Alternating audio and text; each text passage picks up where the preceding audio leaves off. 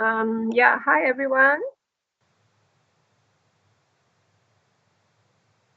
The link to the progress report submission is already open, yeah? So remember, don't submit your proposal report at the last minute. Although it's open until 12 midnight tonight, I mean 1 minute before 12 midnight, but don't leave until the very last minute because the server might hang or get jammed, right? And I think some of you have already submitted, but it doesn't matter, still have time. Okay, but don't wait until the very last 11th hour, last minute, then only submit, yeah? If you see there's an error, right, in your submission link, do not resubmit. Just wait and hold on first, or you inform me first, right? Do not resubmit and make sure that only one person in your group submit the report, huh? And any duplicates submission will result in 100% similarity report, yeah? So make sure only one person submit, yeah? So as I said, don't wait until the last minute. The system may hang, yeah? So you may pass the deadline. It may happen. I mean, you wouldn't want that to happen, right? Okay, so okay, you can hear me clearly, yeah? Right? Can hear me? Yes. Okay. All right. What is that? All right. So what we're going to do today, we're going to look at your proposal, right? So from now on, you start working on your proposal, yeah? And the guidelines have already been uploaded on Spectrum by Dr. Yo sometime, I think, end of last week. Download it, have a look at it, and read through it carefully and closely together with your group members so that you know exactly what you need to do, right? And you make sure that every section is covered in your proposal, yeah? Every section that's mentioned in your guidelines, yeah, is covered in your proposal because marks are allocated for each section mentioned. I will go through the guidelines with you later, yeah? So how is a proposal different from a progress report? Well, the proposal is a long report, much longer than your progress report, yeah? If you remember, a progress report is at least 3 pages and above, right? It was written in your guidelines, a minimum 3 pages, but for proposal, minimum 15 pages. That's only minimum, no less than 15. That's in your guidelines. So proposal is under the category of long reports, long formal reports, okay? And compared to your progress report, yeah? So some sections of your progress report may be replicated. I mean, some sections that is in your progress report, you may be required to enter it to be part of your proposal, but only a small section. I will come to it later. Okay, so what we're covering today is before we talk about proposal, before you learn about how to write a proposal or sections, what are the sections that should be included in your proposal, I will talk about one document you need to write that is included in your proposal that is not included in your progress report. That is executive summary. You need to write an executive summary as part of your proposal report. Okay? Okay, what is this executive summary all about?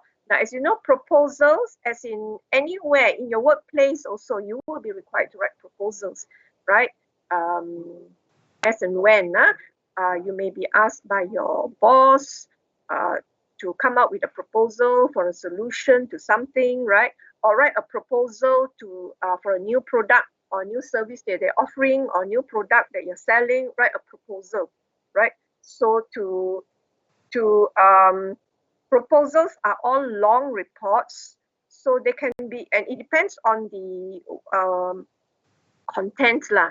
It may be a proposal based on a project. You know, a project can be small project or can be big projects, can even go over a few years. So your reports can be, it depends on the size of the project. So the proposal will be related to that. So of course, but in your case, your project so far you've been doing is a few weeks long. Yeah, from 5 weeks. Week 5, isn't it? You started week 4 or week 5. So it's a few week long project.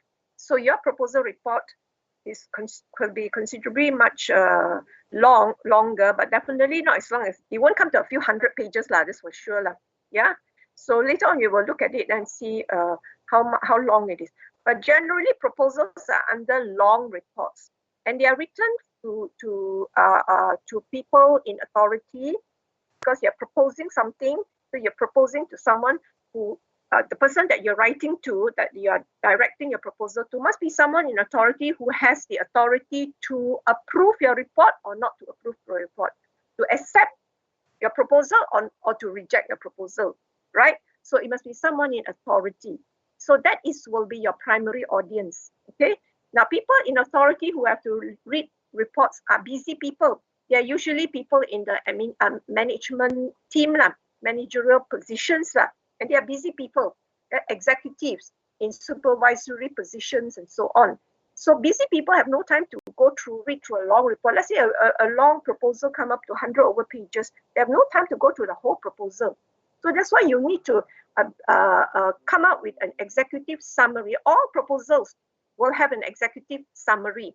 In other words, it's a summary that summarizes the important points and important information that is in the proposal. It will be summarized in your executive summary, so that the person who needs to read the proposal will read the executive summary, and based on that, they can decide whether to accept your proposal or not, or whether to make some changes or not.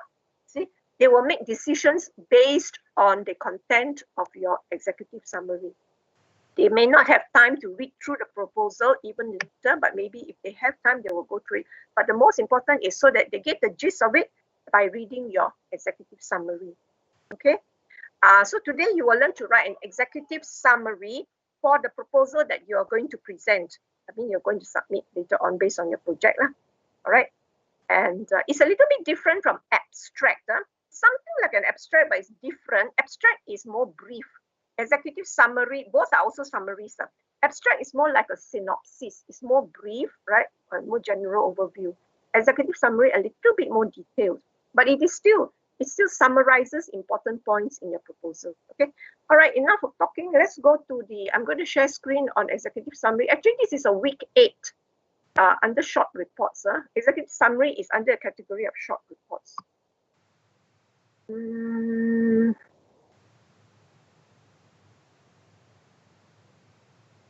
Right. Okay, you see my slide? Yeah. It is actually under week 8, week 9. The short reports is the topic that covers under week 8 and week 9. These are examples of short reports, right? Executive summary is just one of it. The other short reports are progress report, which you actually have already done. Right? It's an example of short reports. The other short reports that you should know that people need to write in the workplace is travel or trip report and incident report. Let's look at some, but I won't cover the rest of it. I will only cover executive summary. The rest of it, you can read it up in your textbook. And anyway, progress report, you already have an idea what it is already because you've already done it. It's actually to report on the status, progress, right, before your project is completed. So basically, these short reports are covered in your textbook under chapter. It's from pages 302 to 306, right? Under short reports. Under short reports. So what? Short report 302 to 306, chapter 8. Yeah, writing effective short reports. So it's under chapter 8, pages 302 to 306. You can find what do you call it? Materials regarding to progress report, travel report, incident report. The one you can read up. Yeah. But however, executive summary, regrettably, is not in your textbook because this is a concise version, but it is in the older textbook. So a handout has already been handout taken from the older textbook that covers executive summary is already uploaded in the Spectrum under week 8. Under week 8. So you can download that handout and then read up on the executive summary. So anyway, today I will just cover only executive summary. It is to summarize a report for an executive. Okay, what progress report, as you know, is to report on the status of progress. Travel report is to report on on-site visit. Now, in the course of your work, right, you may be asked by your boss and all to make a trip or travel to maybe a business trip, or even to attend a conference, for example. Now, when you go for these trips, right, and visits, right, or on-site visit, regarding maybe on-site visit, or let's say to look for a new location or something like that. Now you need to come back and make a report on it. What are the findings? What have you? What are your, based on your whatever you're supposed to do, lah, right? What have you learned, right? If it's a conference, for example, and write a report on it. So these are called travel or trip reports. And incident reports is to also reports that are written in the workplace, but basically it is to report an unexpected incident or trouble that happened in the workplace, lah, not your personal troubles that or incident happened to you personally. Anything that had taken place in the workplace. For example, maybe you're heading a department or section or a group of a team, and something happened. It has to be something that's like, or an accident, for example. So you have to write a report as the head, right, of that section. So it's called an incident report. Yeah. So just read through examples of this from your textbook. Yeah. So we will just go to executive summary first. I say it's to summarize a report for an executive. Executives who are busy people, who need to quickly read through the executive summary and then make a decision to decide whether your proposal is viable or doable or not, whether he should approve it or reject it, right? And so on. Okay. So based on the handout that has been already uploaded in week 8, there are some examples of executive summary. Here is one of them, right? So this is how an executive summary looks like, right? That summarizes a proposal. Okay, so let's see what needs to go into the executive summary. What are the key points? What are the important information that ought to be in the executive summary? Now, definitely, when it summarizes a proposal, it must, of course, mention what is the problem that you're investigating. And of course, when there's mention a problem, you have to mention the solution. What are the solutions that you have come up with, right, in your proposal? So this needs to be included in the executive summary. And then what are the recommendations, right, and some other things. So let's look at this, and we see what are the things that are mentioned here. This is a very short example. These are because the proposal is only a very short proposal, right? So it is a brief example of a short executive summary, only 3 paragraphs here.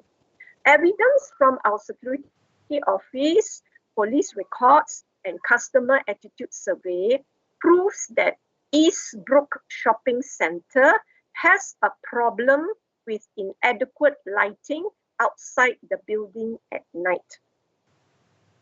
Understand? So just from reading the first paragraph, can you tell me what is the problem that they are investigating here, or that they are trying to solve here? What problem is it? Is it being mentioned here? What problem is it highlighted here? Anyone? What's the problem? Inadequate lighting outside. Yeah. It is a problem that faced by this particular shopping center, and the problem is they're here with inadequate lighting outside the building at night. See, it's just mentioned in one short statement, sentence in the executive summary. But of course, more of it, the details will be in the proposal itself, yeah. So the key problem is mentioned. And same thing like for your proposal that you're writing. Let's say you are writing, you have worked on the problem of stress among students. Let's say students are students are facing a lot of stress. I have stress management problems. So you can just state it in one sentence. students, we are investigating the that students have poor stress management skills, something like that. Let's just mention the problem. It has to be stated. And even here in the beginning, you can see that whatever that you mention problem here, you must have you must also indicate how and where did you come up with this idea that this problem exists, or that students have stress management problem. So definitely from, you must show the proof, the evidence from data that you've collected. So in this case, your findings, your data, is it mentioned here? Yes, even from the very first line, evidence from our security office, police records, and customer attitude survey proves that Eastbrook Shopping Centre has a problem. So they are mentioned of their findings here. Findings are mentioned here. Okay, so same thing in your proposal, right? You say that students suffer from stress management problem. So from where? From your findings, from the survey, from our interview, right? It proves that this problem exists. So you mention where you get your data from, your findings. Okay, so if there's a problem, there must be a solution. Yeah, so the solution also mentioned in short, briefly in the summary, executive summary. Okay, of course, the detail will be in the proposal. So where is the solution here? Do they have the solution? Is it mentioned here in the next paragraph? To improve the lighting so that it meets recommendations of the Illuminating Engineering Society and other experts, we need to exchange our current 150 watt bulbs for 400 watt bulbs and install 5 new pole lights and 6 new wall mount lamps. Can you see very briefly how did they mention what solution was suggested? What solution was proposed? Right? What is the solution that they proposed? All here. Solution or recommendation is the same. What solution did they recommend? Right? So it's all here. Exchange 150 watt bulbs for more powerful bulbs and install 5 new pole lights and 6 new wall mount lamps. Can you see? The solution is mentioned in the executive summary. And finally, you have a short conclusion. So the recommended changes will cost less than 1,700 and will improve that is the conclusion. I can say how does this solution help to solve the problem? Well, with this, we improve the lighting. So lighting improve, it will improve our security level, liability rating, public image, and decreasing our energy costs. See? So this is a very short example of an executive summary. Okay? And this is one example. I'll show you another example. So keep in mind, this is to show you, right, what you need to include, what you need to put into your executive summary. Okay. Any questions?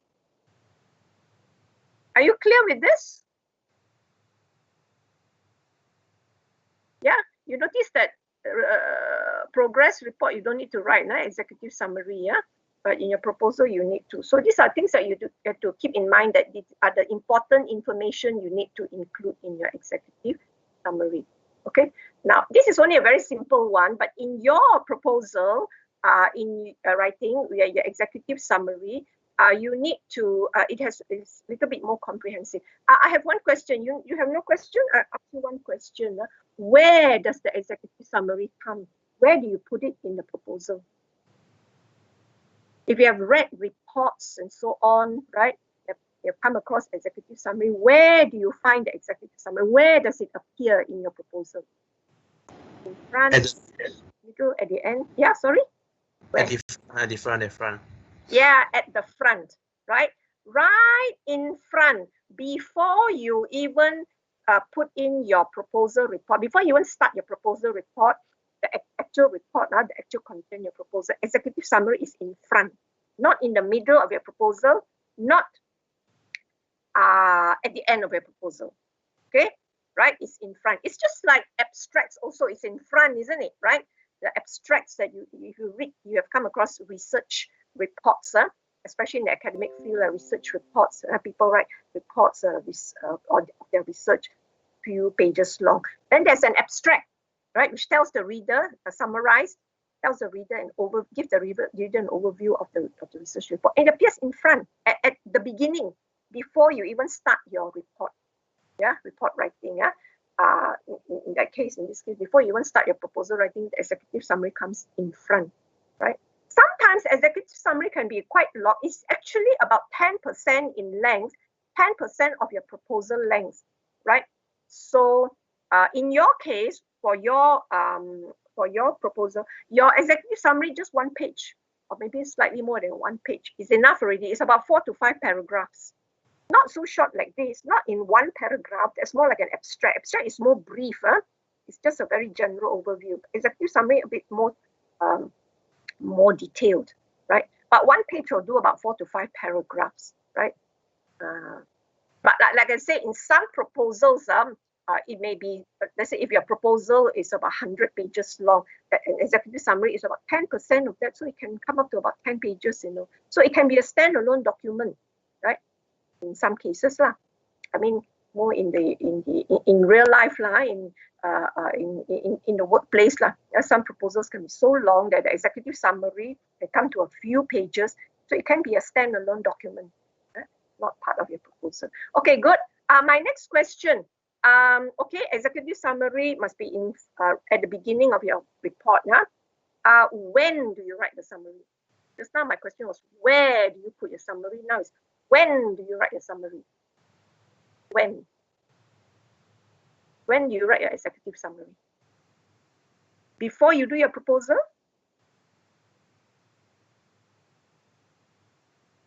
Or while you are doing a proposal? Or after you finish writing your proposal? When do you write your executive summary? I think After finish. Sorry? after. Correct. After you have finished your proposal writing, after you finish writing the whole proposal report, then only you write the executive summary. It's only after you have finished your whole thing, then only you can summarize, isn't it? Before you have written the proposal, what is there to summarize? Yeah. So don't worry, the executive summary, you only write it after you finish writing the proposal. But where you put it in front of the proposal, at the beginning of your proposal. Okay. All right, good. Now let's look at another. Like I said, this is a very simple, very brief example. Let's look at a longer example of an executive summary.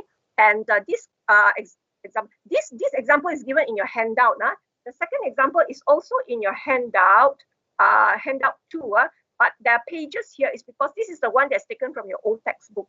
So it is found on page 437, 438. Again, it's also already uploaded under week 8, right? So this is another example of a longer executive summary, about 5 paragraphs. So yours has to be something like this, okay?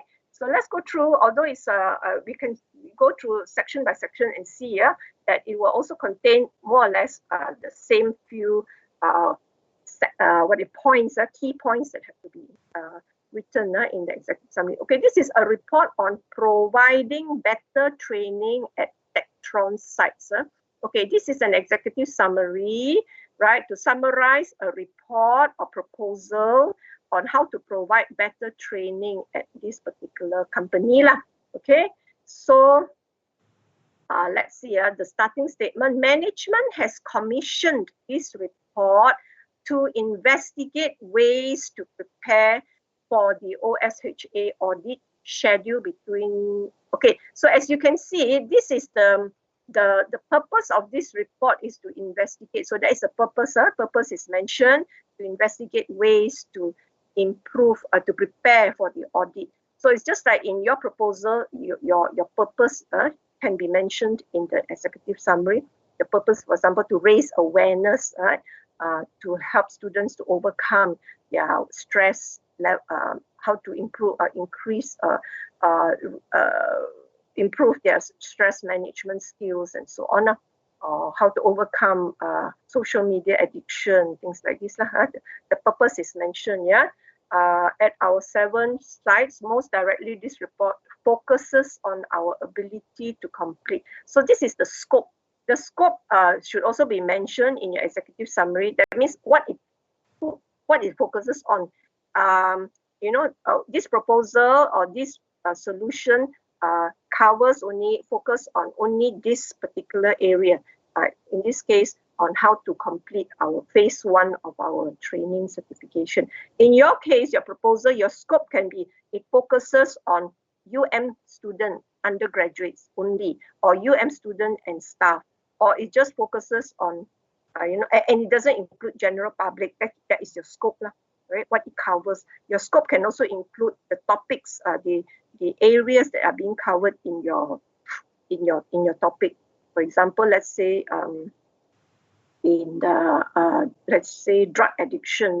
The scope covers, we only focus on UM's undergraduates or UM undergraduate, maybe year 1 students, right? And the topic covered will be how to overcome drug addiction, or, it doesn't cover other topics like the type of drugs and so on. So certain scope, remember scope is the cover, how much to cover in your activity or the program or the solution that you are coming up with. Okay, and is a problem mentioned here? Okay, so far the purpose, the scope. Currently, the Techron training program are inadequate. That is the problem here. The training program are inadequate. They are neither comprehensive nor up to date. We lack necessary software to instruct employees. So these are you see all this, we lack necessary to instruct employees that apply to hazardous. And so this is the problem, the key problem that's mentioned. So consequently, safety violations have occurred and so on. So the key problem is mentioned here. And then if there's a problem, you must mention the solution. So what solution did they come up with? What solution did they propose? So it's in the next paragraph. Exploring better ways to conduct training. We purchased a copy of the software program, the trainer. So this is what they propose. The proposed solution to buy a copy of the software program called EPA-OSHA trainer. And then the justification for this solution is because this software is regarded, you have to give some justification or reasons why you propose this solution, why use this trainer. So it's also stated in the executive summary, because it's regarded as the best best on the market, right? Also, it offers effective guidelines on developing safety meetings, and it's written in clear non-technical language. So these are what you call, and then applies the full text of the regulation with updates and so on. So this is what you call the criteria or justification for choosing this software, right? As a proposed solution to help to overcome this problem of inadequate training programs. Okay, so their proposed solution for this proposal, you see, just in one short paragraph, you mention the solution. Okay? So in your case, let's say in your solution, somebody mentioned, oh, we're going to come up with a boot camp. A boot camp to help students to overcome, let's say, anxiety problems. They come up with a boot camp with programs and so on. So mention briefly in a short paragraph, that's your proposed solution. And also some justification, reasons why you choose boot camps and so on. Also mention briefly in the summary. That's the solution that's mentioned here. So the proposed solution. Okay. And then they also mentioned that to test the effect, they have tested the effectiveness. So they have an internal audit, and then they tested it, and these are their findings.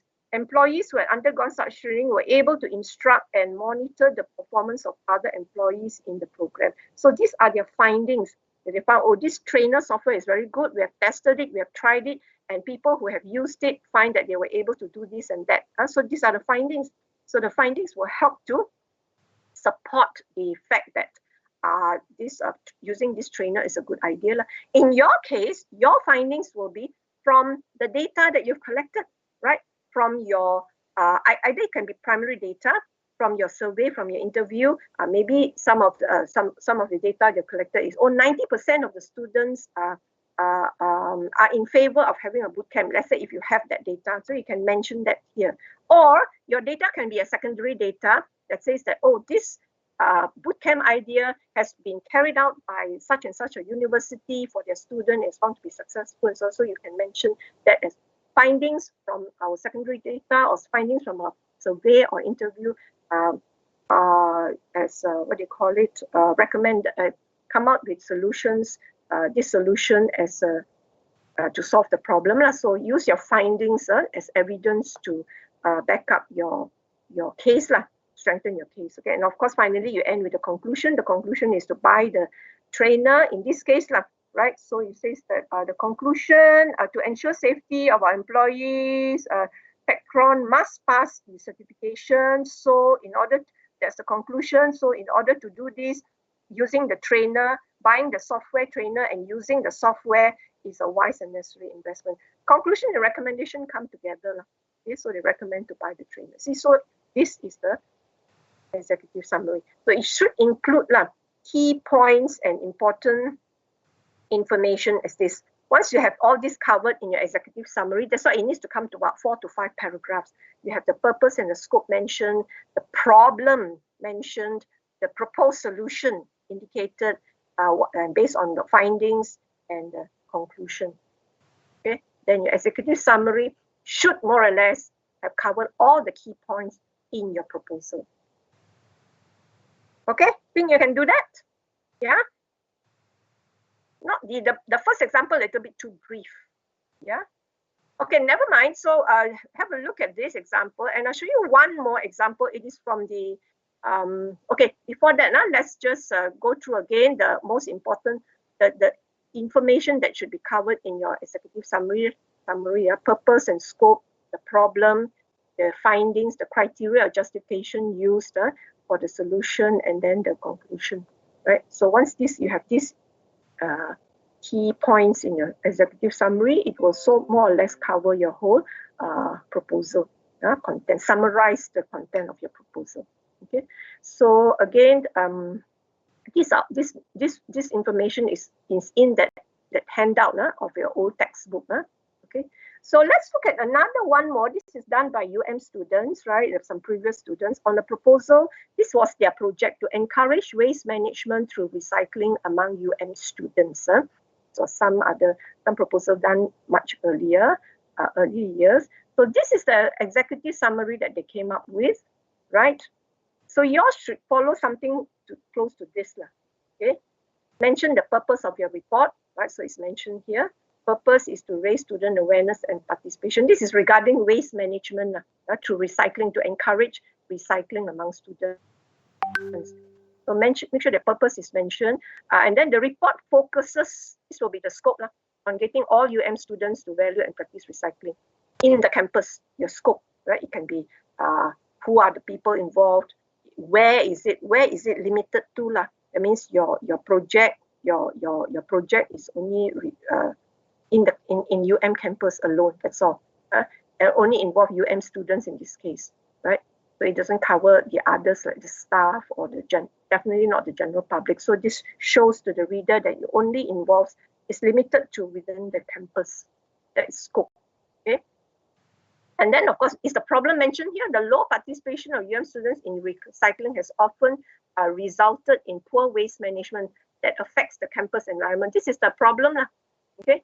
Making it non-conducive to learning. So supposedly your campus environment is because of poor waste management, so it is affects the environment. So this is the problem because of poor practice of recycling and so on, and low awareness of recycling. So that is the problem that they want to solve.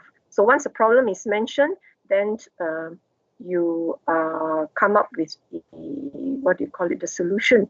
And then before that, mention your surveys, your findings. Your findings of you just say in general findings. So what does findings show? That students have low awareness of waste management practice such as recycling.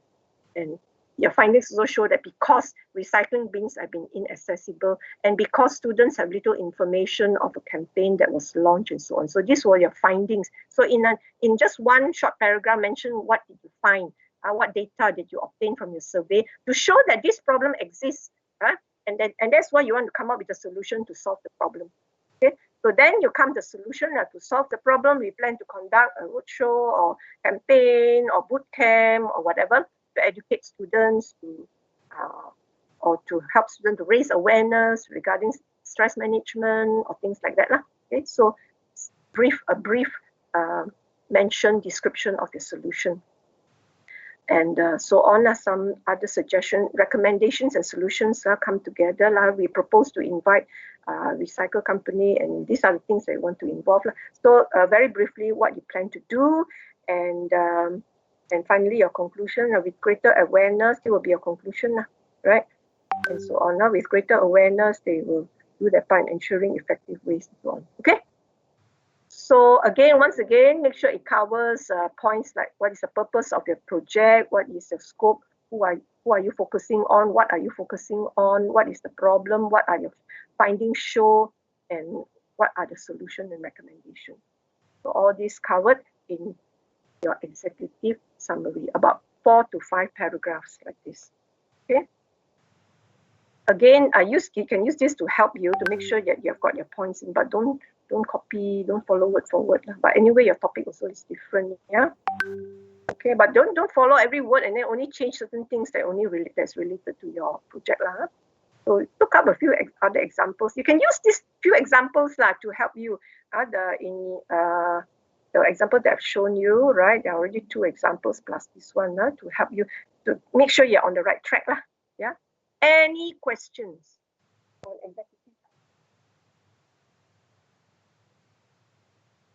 Any questions?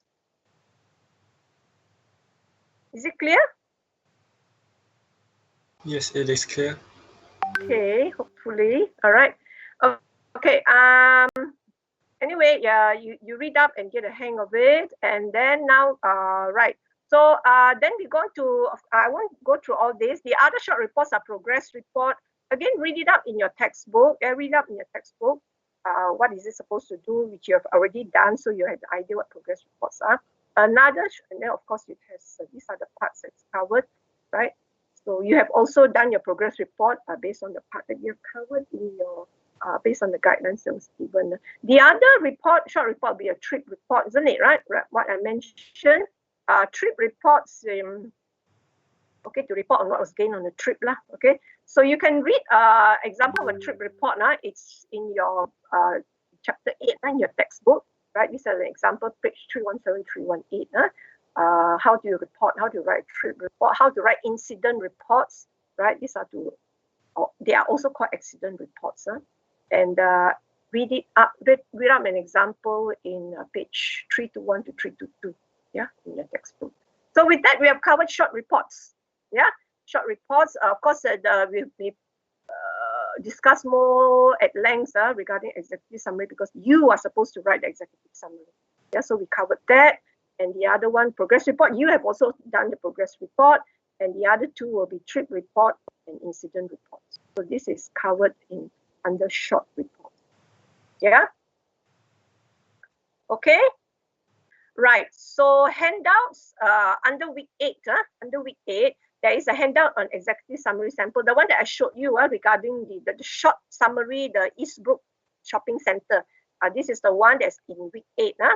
And also the other one is the longer one, the one using the software trainer program, is found in this second handout, which is actually taken from the old textbook. Yeah. So refer to the 2 examples of executive summaries. Yeah. And the trip report, there is a handout, I think another one other than the one in your textbook. So there's also a handout, another example of trip report under week 9 and incident report in week 9. Okay. Right. Okay, so we are done with this executive summary. All right. So, okay, why so few people in this class? All taken leave already. Actually, most of your assessment has already been, you've completed your test, you've completed your progress report. So this is the last part, proposal writing, which is actually quite extensive amount of work you need to put into it. So make sure you know exactly what to do and make sure you continue to work as a group. Yeah. So I'm going on to the next one. If you have no questions, so we're going to now we're going to look at proposal writing, right? And this is found in chapter 9 in your textbook. We're going to look at one example of a proposal. It's called a model long report. It follows quite closely to your guidelines, right? But not exactly, we don't exactly, but we will look at a model first. And then after that, we're going to look at the guidelines that Dr. Yu has put up on how to write your proposal report. Okay, so we go to that first.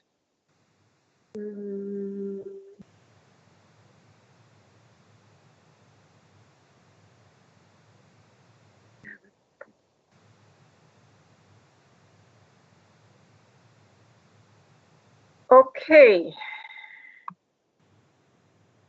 So this is actually this week's topic, week 11, long reports. So proposal is an example of a long report as compared to just now we covered was short reports. Yeah. So like I say, we're going to look at one model of a long report, and so you have an idea what does a proposal contain. So you will notice that a proposal is much longer, much more needs to be, the content is much more than the progress report that you've just done. You thought progress report was a lot of writing, this one even more. But it will cover some sections of your progress report, we'll come to that. So we're going to cover this very quickly. What is a proposal? A proposal is a persuasive document. It's persuasive writing, proposal, because you're proposing something. Proposing what? Proposing an idea. Proposing, in your case, you're proposing a solution, right, to a problem. Okay. Or you can also, proposal can also be in the form of you want to propose a new product, proposing a new service, and so on. Proposing in this case, what you're doing is proposing a solution to an identified problem. So who you're proposing to, it depends. But it's just like a marriage proposal. If somebody is proposing marriage to you, that means it's a persuasion. You're persuading that person to marry you, right? So proposal is persuasion, trying to convince the person that you're proposing to accept your proposal, to accept your suggestion, your idea, that whatever you're suggesting. All right. So in your case, who are you proposing to? Who are you writing? Who are you writing your proposal to? Who is going to be your reader? The primary audience that we specify in the progress report. Yes. And who is the primary audience that you specify in the progress report? Deputy Vice Chancellor. Yes, it depends, like person in authority. Remember, you are writing the proposal not to me. I am not your primary audience. Your primary audience. Remember, I'm just a supervisor of the project. So your progress report was written to me, but your proposal, no, it's written to your primary audience, the person in authority who has the authority to either to approve your proposal or to reject your proposal. So that's why it's called a persuasive document. You have to convince your primary audience to accept and approve your proposal. Your proposal to do what? To come up with whatever activity that you're planning, right? Whatever campaign that you're planning to solve the solution, to solve the problem that you have identified. Okay? So we will come to that later. Yeah, it should be, in this case, it's going to involve only UM students. So it should be somebody in the management, in authority in UM. So it can be the dean, it can be your VC, vice chancellor, or if it just involves students in a particular residential college, so it can be the president of the residential college, if you have that, or you can be the head of the, student affair department, right? Somebody in, don't propose it to a department, must be to the head of the department, a particular person in authority. Okay, so that will be your primary audience. Yeah. So okay, just a very quick one for your information. There are actually two main types of proposals. Two types: external and internal. Okay, what is the difference between the two? Yeah. External proposal is basically this. It is written for readers outside the writer's organization.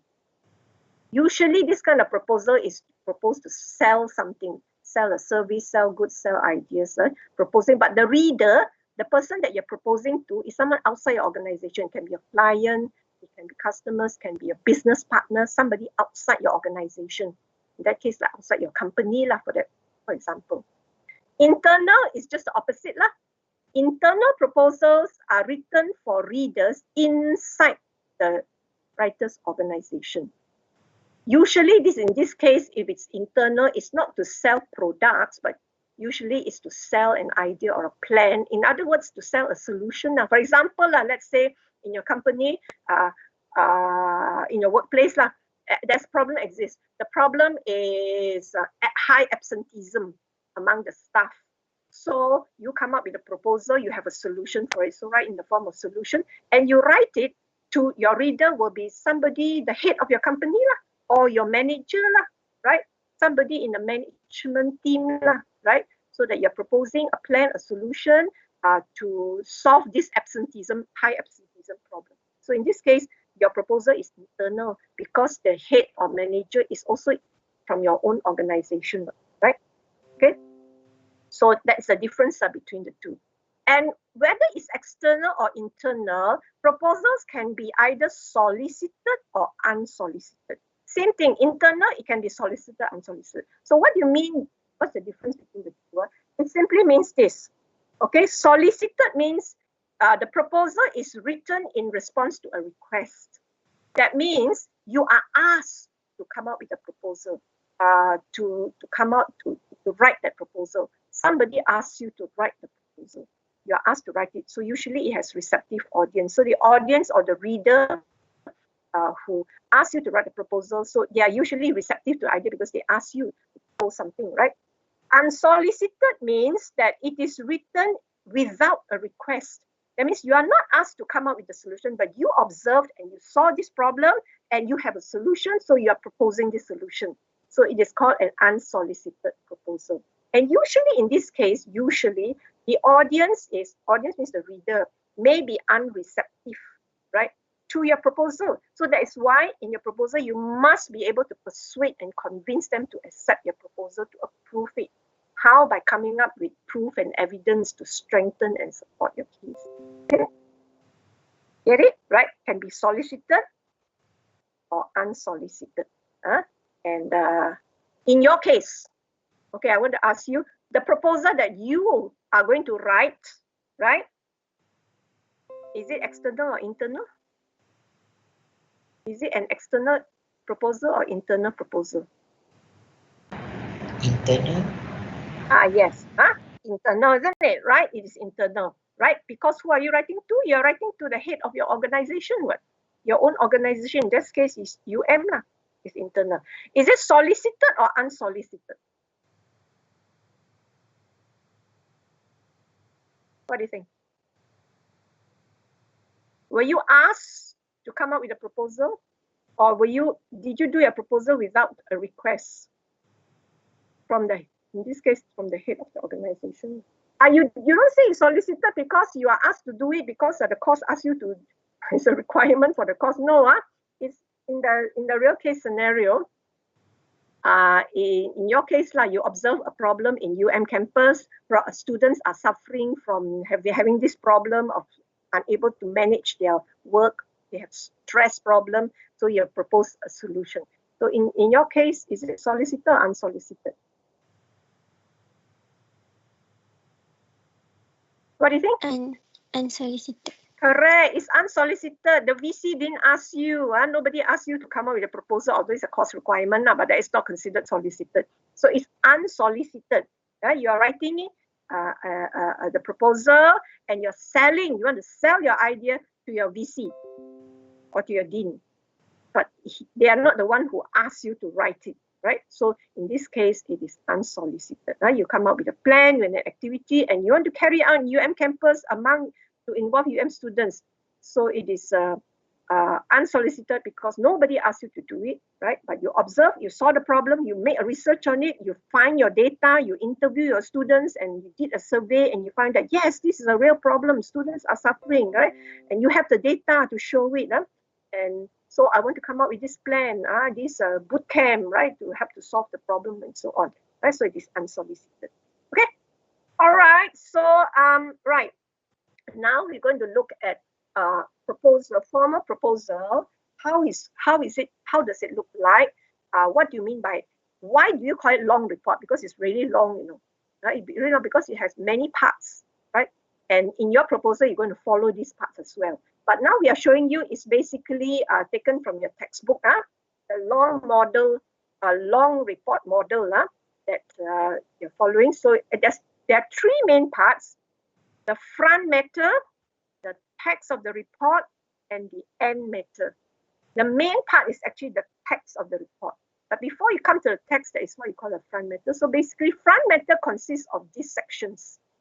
It consists of a letter of transmittal. It's actually the cover letter. It consists of the title page. So now you have to have a title page for your proposal. Progress report, no need, not necessary. You can have a title page. I leave it, that's up to you, but it won't be graded. But in your proposal, it will be marked. And you follow the stipulation that is given to you. So there must be a title page, table of contents. The progress report also not necessary, but I think some would have come up, but it doesn't matter, right? But for proposal, yes, you must have table of contents. And then followed by list of illustrations, followed by executive summary. Here, your textbook call it abstract, right? But we use the term executive summary rather than abstract. So that is just the front matter. Yeah. Now the text of the report will be the bulk of your proposal will come here. You will still have the introduction, the discussion. Discussion is, in fact, of this main part, discussion will be the main part, and then the conclusion. Okay, and sometimes the people call it summary, but we just refer to it as conclusion. And then what is the end matter? End matter will be this, the references, which you already have that in your progress report. That means the reference list, for all the citations that you've made. Glossary is only, you know what's a glossary? It's only necessary if you have used any terminologies that normal people are not familiar with, right? For example, let's say if there are some medical terms you mentioned, let's say if you have done something on mental health or what, and there's some medical terms, then put it in the glossary and write a definition, define the meaning. You know what a glossary is, isn't it? Now you come across reports where there are a lot of technical terms, so you define it, explain it by a definition and list it down in the glossary. But in your case, if you don't have any of these terminologies that are used, then no need to have glossary. It's okay, it's optional. But if you have used terminologies, then add in a glossary. Yeah. And the appendix you must have. References must have, appendix must have. Appendix is where, just like in your progress report, you have an appendix where you just attach your survey question. Remember your questionnaire and then your interview question. So progress report proposal, it will be the same, except that now you will have your data there. So your questions and the data, just compile it. For example, survey will be all the respondents. You have what do you call it? Sum it up in the form of chart or graph, how many percentage for each question, the question they have asked. Same thing for the interview questions. You have interviewed 4 people, so the 4 people's answer, just in brief. But don't worry, just attach it as an appendix at the end. That will be all the data that you've collected. That will be appendix. Okay? All right. Okay. So your proposal will follow this. But with one good news is that you don't need to write letter of transmittal, the cover letter. But you see that in the example in your textbook, it has a letter of transmittal. So in your case, no need. This will be replaced by just what you call an assignment submission page, which I will show you later on based on the guidelines, right? What is it? So no need to write letter of transmittal. So we go straight to the title page. We're going to look at the example in your textbook. On page 350 onward, the long report. Okay, I look 365, yeah. A model long report, but these sections are described in 350 to 355. Then 365, we will start in this section first. 367, this is a title page. Okay, so in this title page, you see we follow the format like this. First, this is the title for this particular proposal, adapting the workplace for multinational employees. So the first place is a descriptive title. So your title of your proposal comes first.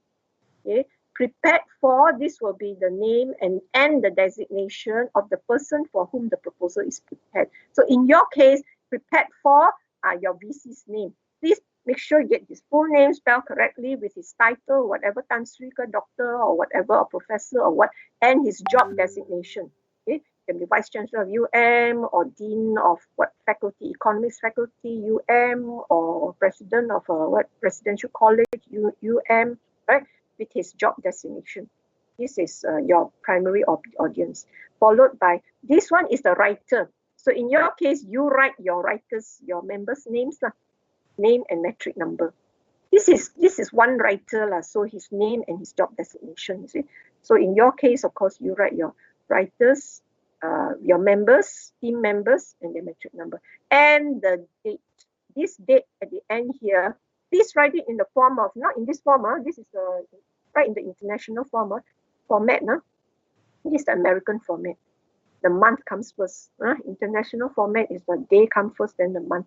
It's the date of your proposal submission. So you're all supposed to submit on Tuesday, isn't it? Tuesday in week 14. Yeah, week 14. And notice that the title page is not numbered. Please do not number your title page. All right. So the first thing, front matter, is title page, and then followed by the next one is table of contents. So table of contents is shown in your textbook page 368. So your table of contents will follow something like this. Okay. First, you notice that the title table of contents, right, is in the middle, right? Not at the side here, put it in the middle in capital letters. Okay, capital letters. Heading in capital letters, centered at the top. Okay.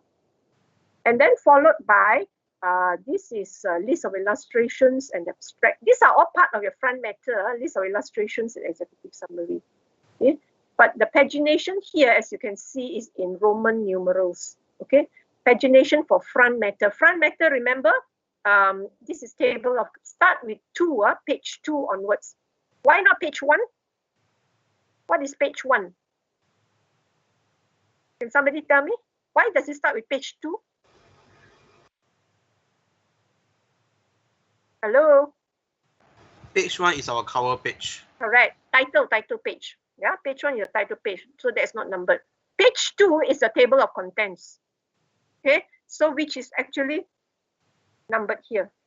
Okay, so your page 2, those that's why page 3 will be your list of illustrations. I will go to that later. And so on, page 4 will be your executive summary. But all this is part of your front matter. So the pagination is slightly different. It's using Roman numerals. Okay, then only come the rest. Okay, the rest of the text of the report, the main body, starting with introduction. Then only you start with your. These are called what numerals? You know, these are Roman. These are what numerals are they called? Hey, what is the name of this kind of numerals that we use? Arabic. These are called Arabic numerals. Yeah, this is Roman numerals. Yeah, so your Arabic numerals start with the text of the report. Okay, so starting with introduction, discussion, conclusion. Conclusion, recommendation come together, and finish off with your end matter or back matter, end matter. Yeah, so the rest starts here. Yeah. So the pagination for the text and end matter starting using Arabic numerals. Keep that in mind, yeah? And of course, after that, if you notice, the rest of it all comes, must be all begin on the left margin. The list of contents should start at the left margin, not in the center, right? So it should be all at the left margin. And then you notice all of these main sections, the section headings. The main section headings will be all these. They are capitalized and in bold, or capitalized if it's capitalized and in bold. These are the main headings. Okay, these two: introduction, discussion, conclusion, recommendation come together, or just conclusion. We don't have a separate one for recommendation. Conclusion, then your references and glossary and the appendix, which this report does not have. So these are the section headings. Then after that, you can see the subheadings, right? So each of these main section will have its subheadings. So they are indented slightly. Subheadings are indented underneath. Can you see? They're all indented. In fact, under this subheading, you may have subheadings. But in your case, you just have your main headings and then your subheadings. What are these subheadings? We'll come to it when you look at the guidelines, proposal guidelines. Okay, so that is your table of contents. Then we go to the next one, the list of illustrations. What are these? What do you mean by list of illustrations? Okay, let's look at the front matter, right? The list of illustrations refers to all the tables and graphs that will appear in your proposal. So it will look at, it will go to the next page after your table of contents, so which is page 2. Then you come to page 3. It will look like this lah. Page 3, list of illustrations. List of illustrations refer to all the visuals that you're going to use in your proposal.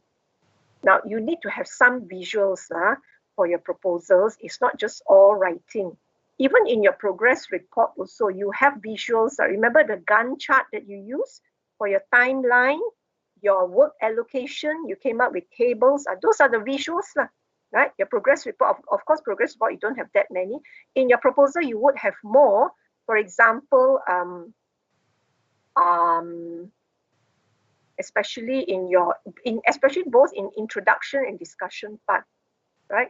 Some of the data that you have collected, primary data, you may need to use some of them. I will come to it later. What are the data that you can use in your introduction, in your background to the problem, right? When you're using primary data, aside from the secondary data, your primary data, you will want to present some of those or highlight some of those data that you have received in your background to the problem, maybe in your justifications and so on. And especially in your discussion part where you're going to describe your project that you are. Discussion is the part where you're going to describe all the things that you plan to do in your project, all the planning, how to implement, right? What is the program all about? All that will be in your discussion. So you have things like maybe committee members. So you need to start have a table, list down who are the members, what does it have to do, what are the duties and so on. Or you may have a program table, come up with a program schedule of the day of the event. Let's say you have to have a campaign, so you have to come up with a table and write down with your program what is in your campaign. You may have a talk, you may have a forum, you may have activities and so on. So all these come out in your program schedule. So these are all the visuals that appear in your proposal. Yeah, so this has to be listed in the list of illustrations, right? Where they appear, and this is how you label it. You have to have a number. In this case, figure 1. Figures refer to all the graphs, the pie charts, the bar graph that you may be using in your proposal. The other one is table. Table is like your work allocations. So remember when we look at the visuals, they're only labeled in 2 ways, either under tables or under figures. If you need photograph, maybe a map or something, they all come under figures. Maybe you want to show the map, the location of where you're going to hold your activity. You want to put in the map. Okay, then you want to come under figure. So they must be numbered. There must be a title for each visual that you use and the page number where it appeared in your proposal. Yeah, so this is what I mean by illustrations. So have 1 page for list of illustrations. I don't mean to cover the whole page. I mean, you can have maybe 4 or 5 illustrations, but just 1 page of it will do. Don't continue with other things. So this will be page 3, Roman numeral 3. Yeah, for your illustrations. Okay. And the next one is your illustration done. Your executive summary. So it will be Roman numeral 4. Executive summary, like I say, 1 page will do. So in this case, in the example that's given in your textbook, this was the executive. They call it abstract, but we call it executive summary. So this is their executive summary for this particular example that is in your textbook. We won't read through it, but more or less it will be almost the same. You have to cover your purpose, scope, and summarize the problem and the solution and recommendation. It's all here. You can just read it up on your own. Okay, so the summary.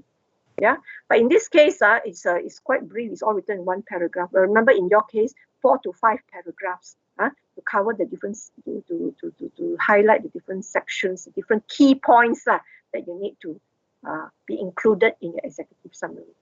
Okay, these are just examples. And of course, please don't forget the page number for your executive summary in Roman numeral. Yeah. So with that, we have finished with introduction. We have finished with front matter already. So we have just finished with this. So now we come to the text of the report. the introduction, discussion, and conclusion. I won't go into detail for this because this is the model that's used in the textbook. So very quickly, we just go back to the table of content just now. So we have covered this part, this illustration, and the executive summary. Okay. Now for introduction, right? These are some of the subsections that will cover in introduction. It's almost the same, but for your proposal, add a little bit more. It's almost the same like your progress report, except that you have things like purpose statement, the scope and limitation, some other things that need to be added on, a little bit more addition to your progress report, to what you have done in your progress report. Right? That's under introduction. And then come the next part is a discussion. Discussion is the main part. This is where exactly you're going to describe. Of course, you don't follow this one. This one is the model that's used in the textbook. It's a different project. It's a different program. You see, it's a different proposal. But the discussion is the main part. In your case, your discussion will cover your program, your activity, the campaign or the boot camp that you're going to carry out. It's going to describe to your reader. Remember to keep your reader in mind. Your reader is the one who's going to approve your proposal. So make sure when you describe how you're going to plan, how you're going to implement your activity is going to be very realistic and show that it is doable and that you have planned it out properly, and every detail needs to be has been looked into, and it's all in your proposal, including your costing. Costing also will go inside here. How you're going to implement it, how you're going to plan for it, who are your committees, what's your timeline, what's your costing, all that will be under discussion. So discussion also will come up with other, like in this case, subheadings. This one will refer to our guidelines, how it's going to be done. And of course, finally will be your conclusion. It won't be two separate ones, just conclusion to wrap up this main part. Actually, your conclusion wrap up this one, wrap up the introduction, the discussion, to wrap up the whole. This is the gist of your report, the main body of the report. Okay, and then of course, finally, it's the end matter, your references, glossary. But in this case, in this model that we are using, they only have references. I will just show you the reference list for this model that's used, just to highlight certain matters, certain things here. This is found in this reference list is found in your textbook page 379. Now, as you know, reference page, we have done that before under documentation. It's the reference list of all those. It's a list of all, using the APA format, the list of all those references that you've made, in the in-text citation you have made, especially in your background. You would know you have already done that for your progress report as well. What do you mean by reference list? But remember this, don't come up with a very impressive reference list of 20, 30 references, and you never make any, and you never refer to it in your report. You understand? Some people come up with 20, 30 references as if they really read through all these articles to do their proposal, but there's no mention of it at all in the report that you're writing. Now, remember, every entry here in this reference list, there must be a corresponding reference to it in the actual report. For example, this is the in-text citation that was made. The US Bureau of Labor Statistics predicts that by 2015, the labor force in the US will comprise 162 million workers who must fill 167 million jobs. Can you see all these statistics are not 167, 162 million data statistics, right? It is taken from an article that he has read it was published in 2009, right? So this is an in-text citation, right? So whenever you have made in-text citation, whenever you have taken information from another source and you have cited it here in the text under background to the problem, right? You can see it in page 370 in your textbook. Then a corresponding reference must be made in the reference, the full reference. So in this case, there's no author because it's written by an organization like WHO. You just mention the name of the organization if there's no author. Then the year of publication, and then you see the article, and if it's a URL, if it's an online article, then give the URL address. Like what you have done now, right, in your progress report, isn't it, right? I hope your progress report, you're going to come up with 50 references, and only 5 of it is referred to it in the. If you have made 5 citations, there's only 5 references in your reference list. If you have made 6 in-text citations, then 6 entries in your reference list. Understand? There must be corresponding. I will check, every one of your references right? There must be you must have mentioned it somewhere in your report, in the writing of your report. Okay. Okay. So there are some of it you can have a look at it lah. So that's what I wanted to point out here lah. Because in the years, many past years, many students they try to impress a very impressive list. Oh, this so much of reading here, but actually it is just printed out from don't know where lah, right? Just downloaded from somewhere, and then none of it was read or referred to, and none of it was written about in the report. So you lose marks like that. Yeah. Okay, and always remember writing. In writing, as in anything that we do, must have integrity, law. Yeah. This is where being ethical in your writing is important. Integrity, being ethical, right? So only those that you have referred to, it appears in your references. Okay. Right. So with that, let's look at the handout. For this week, there are 2 handouts. The exterior lighting, remember the first one that we have given. This is the handout for the proposal, the actual proposal. Just now, the earlier one, under week 8 one was the exterior lighting at East Book executive summary. This handout is a whole proposal, but it's still quite a short proposal compared to the one in the textbook. And this is another proposal, but much longer one. If you want, you can read it lah. Up to you lah. Download. In fact, there's one more I didn't print out here. If you go to week 11, you can see there are 3 examples of proposals that Dr. Yo has uploaded, plus the one in your textbook lah. So altogether 4 examples. Okay, so just use that as to read out lah. All right. So right. Let me any changes here. All right. So we take a break now. Before that, any questions so far? I have some questions regarding the turn 18. So in the progress report, we have some contents that are similar to the proposal, right? About the introduction, background to the statement, and something like that. Yeah. So will that affect the plagiarism similarity percentage? Yeah. Good question. Because some of it, like background to the problem, for example, you have done substantially of that in your progress report. No problem. You can take that what you have done. I mean, of course, you're still doing the same project, so I don't expect you to come up with a new, totally different background to the problem. Use that as well, but in your proposal, you are encouraged to. That is only your secondary data. Your progress report, you have used secondary data, right? So, but in your proposal, you need to add primary data as well. Those data that you've collected from your respondents, from your interview and survey, and include that in your background as well. But of course, maybe you would do some revision. Maybe you want to take up some, you don't want to include all. There will be some slight changes made.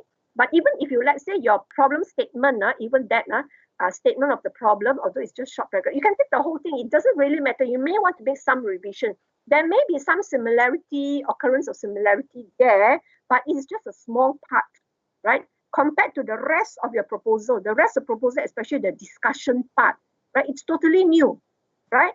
So there will be some similarity, so it won't come up too much. But anyway, whatever it is, we will still check every section of your proposal to see those that are similarity where you've gotten it from. But it is from your own report earlier on, it doesn't matter. You get what I mean? Yeah, I get it. Thank you. So you don't have to worry. It won't be very high percentage because the bulk of your report is still new. Okay, and those that you have already used in your progress report, you can make some minor revision or addition. You can pick up some, add some new one. That's up there. You're free to do that, lah. Yeah. So it's no problem, like, even though there's some repeat here and there.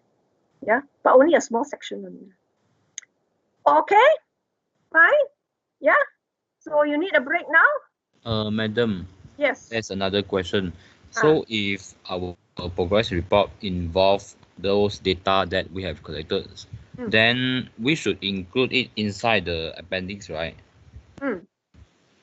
The answers of, like, for example, the answers of interview questions, all the answers that we have collected, or just those that we include in the proposal? For your appendix, you just attach all. Or just attach all answers? Attach lah. I mean, you just write in brief lah. And then for the survey form, Survey form will be in the form of your charts lah. No need to describe. Just come out in the. also basically like the early results, we can like put It's it like early inside result. But early result you have to describe one by Ah. one, isn't it? You give a short description, right? But in this case, in your appendix, you don't need to describe. Just put the charts there. Just put the graphs. Okay.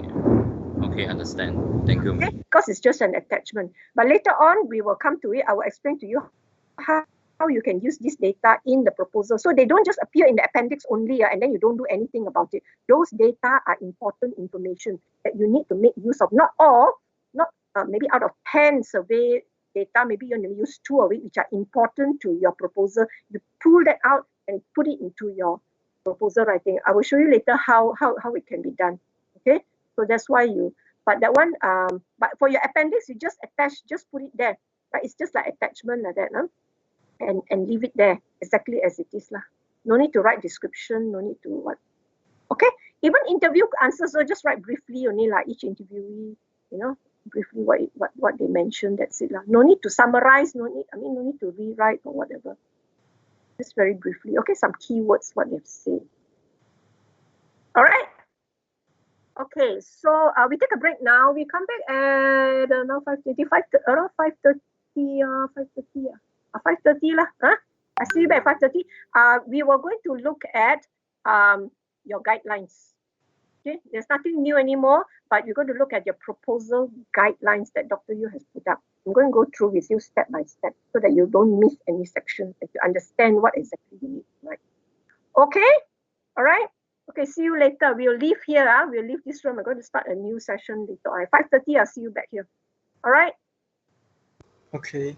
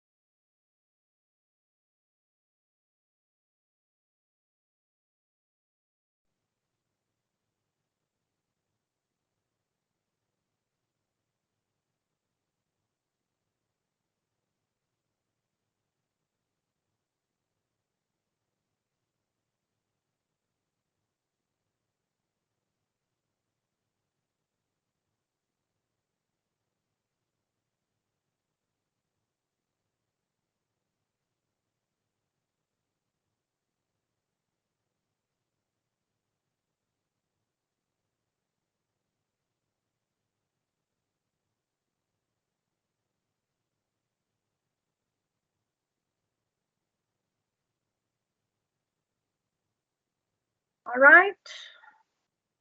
Okay, some of you are already on board. Before we look at, before I upload guideline proposal, we will look at another example of a proposal, the shorter proposal that is given in your handout in week 8 regarding the lighting one. We will look at that very quickly first, yeah? Okay, let me put on the share screen first,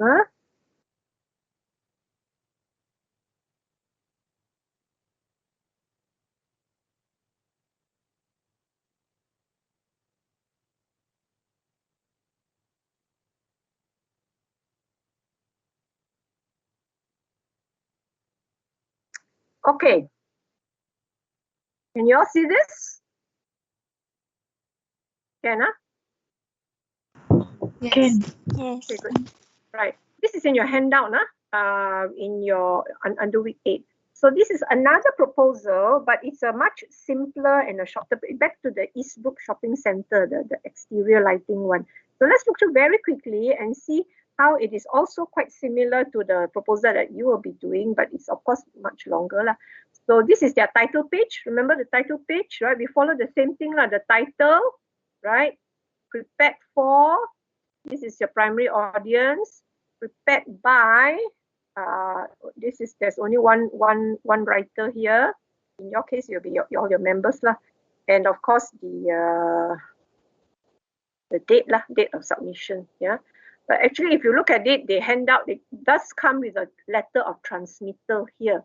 So in your case, no need to write letter of transmittal, right? So which is the cover letter.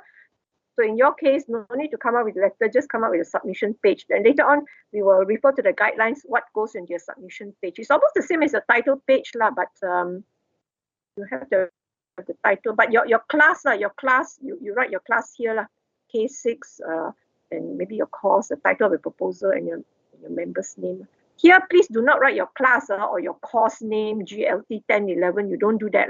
This is your actual title page for your proposal. Okay. So we follow this format. Okay. So your marking starts from here. Make sure that the format is followed strictly.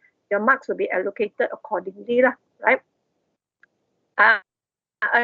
And here is their content. You notice also their, what do you call it, the Roman numerals for the Roman numerals pagination for the front matter. Here is actually page 2. This is page.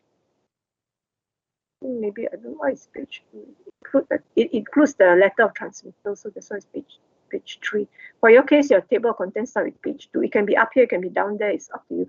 This is a little bit more brief but yours will also be something like this, but except that they don't have the list of illustration, because their list of illustration actually appear at the bottom here. But in your case, your table of content 1 page, list of illustration on the next page. Okay. Then your executive summary on another page again.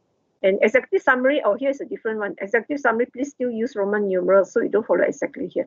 Only for your introduction, you start with Roman numerals. Okay, so a little bit different.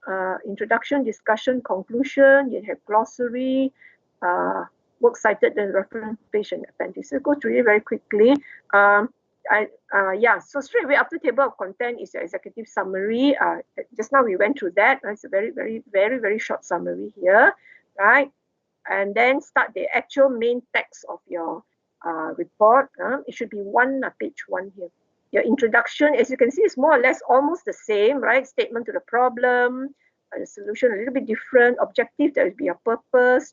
Background to the problem, right? See, background to the problem. There is some visual indicated here. Here he used the data that he has collected, right, to include in the background to the problem. Some data he has collected from his survey, I think, and then his data sources, scope, and limitations. Something similar to yours, right? The report that you will be writing when we look at the guidelines afterwards. And then the discussion. The discussion will be where you describe your project lah, your program lah, your campaign your boot camp or whatever activity that you plan. So in this case, their discussion will be, remember the lighting, right? You'll be on how to set up the new lighting.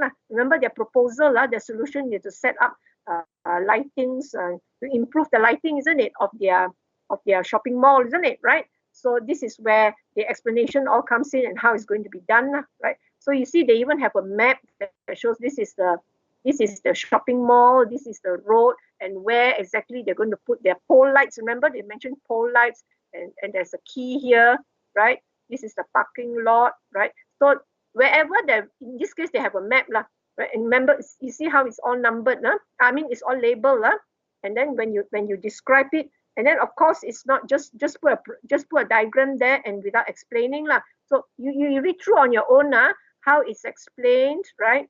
Then you can see and how they refer to the figure that is being put up here.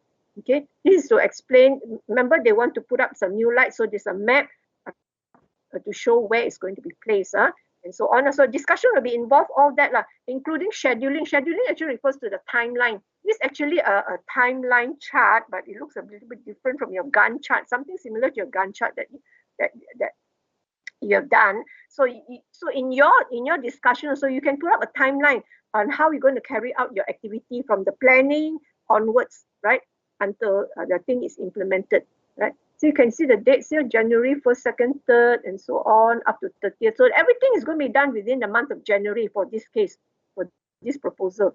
When to when they're going to put up the bulbs and so on. It's actually a timeline, but it's a different kind of graph chart. Yeah. And see, it's labeled schedule for improving the exterior lighting, right? And what materials and equipment need to be used and so on. And costing, there you see, costing comes in, how much is going to cost, right? The budget and so on. And maybe the sources of funding is all described here. Okay, so in your case, so you have to come up with a costing, maybe a budget sheet or something, as detailed as you can, but of course, just make it like as if it's realistic as you can, as if you're really going to carry out your activity. Yeah. And finally, the conclusion also, so just briefly sum up the whole thing, what you've come to. Okay, so it's not a very long proposal. You see, it's only page 6. It's a very short proposal, but it's a good example that you can refer to when you're doing your proposal. And of course, they have a glossary page in this case because I think they use some technical terms, right? So the definition is given here. But in your case, if you don't have technical terms or any unfamiliar terminologies, and no need glossary, is okay. Okay, but this is reference page. They call it works cited. It's also because it's an American publication, but for you, it's your reference page. Your reference page must be there, and your appendix. You see the appendix, they carried out a survey, police security ranking for shopping centers and malls. Right, it's a survey that they carried out to show, and this is the result. Ask them to, I think they asked the general public to rank the security. These are all the shopping mall. Number 1, on a scale to 1 to 5, 1 is most secure, 5 is least secure. So they asked the general public to rank, and this is their results. And see, Eastbrook is number 4, so not very secure. Okay? So based on data like this, you use it, the reason why they want to propose to improve the lighting. So that's it lah. So altogether, it's only 9 pages, their proposal. Yeah. But for you, it will be much more than that lah. Much longer than that, because yours is actually carry out a whole activity, right? Even though it may be a one-off event, but it's an entire activity. So planning lah, committee members lah, timeline lah, all that should be in lah. Okay. All right. So with this, we will go to the next one, the proposal guidelines. Right. This is the proposal guidelines, right? And put up by Dr. Yo, okay? And that you need to follow on what you need to do for your proposal writing, yeah? So this is what he has put here. First, you need to have your discussion, right? By now you should, okay, all this, identify an issue for a project, okay, and so on. And so what you need to do is proceed to brainstorm for a practical activity or campaign or event or initiative that will help to address the problem, okay? So obtain data to support your project from secondary or primary sources. You may have some idea from what you have read, right, or from your interview. And then when you're planning for your activity, right now he's just brainstorming in your own group, right? Look into some details regarding the activity, where the location, where is it going to be held, what are the costing like, how is it going to be scheduled, how going to be implemented, right? How the implementation and so on. So this is discussion regarding the activity that you're going to hold, right? As a solution to the problem. Research you have done already. You're finished with the research part already. Your data collected, analyzed, and so on. So now is you're proposing the activity. So you have to come up and with a description, detailed description on what the activity is about and how you're going to carry it out. Okay. Okay, in addition to these details, you also need to identify 3 reasons to justify the choice of the activity. Come up with your group, discuss, and come up with 3. He mentioned here 3, so it must be 3. 3 reasons or justification why you choose this activity. Why you think this activity is good, or why do you think it will work? Why do you think it will, why do you want to choose a boot camp, for example?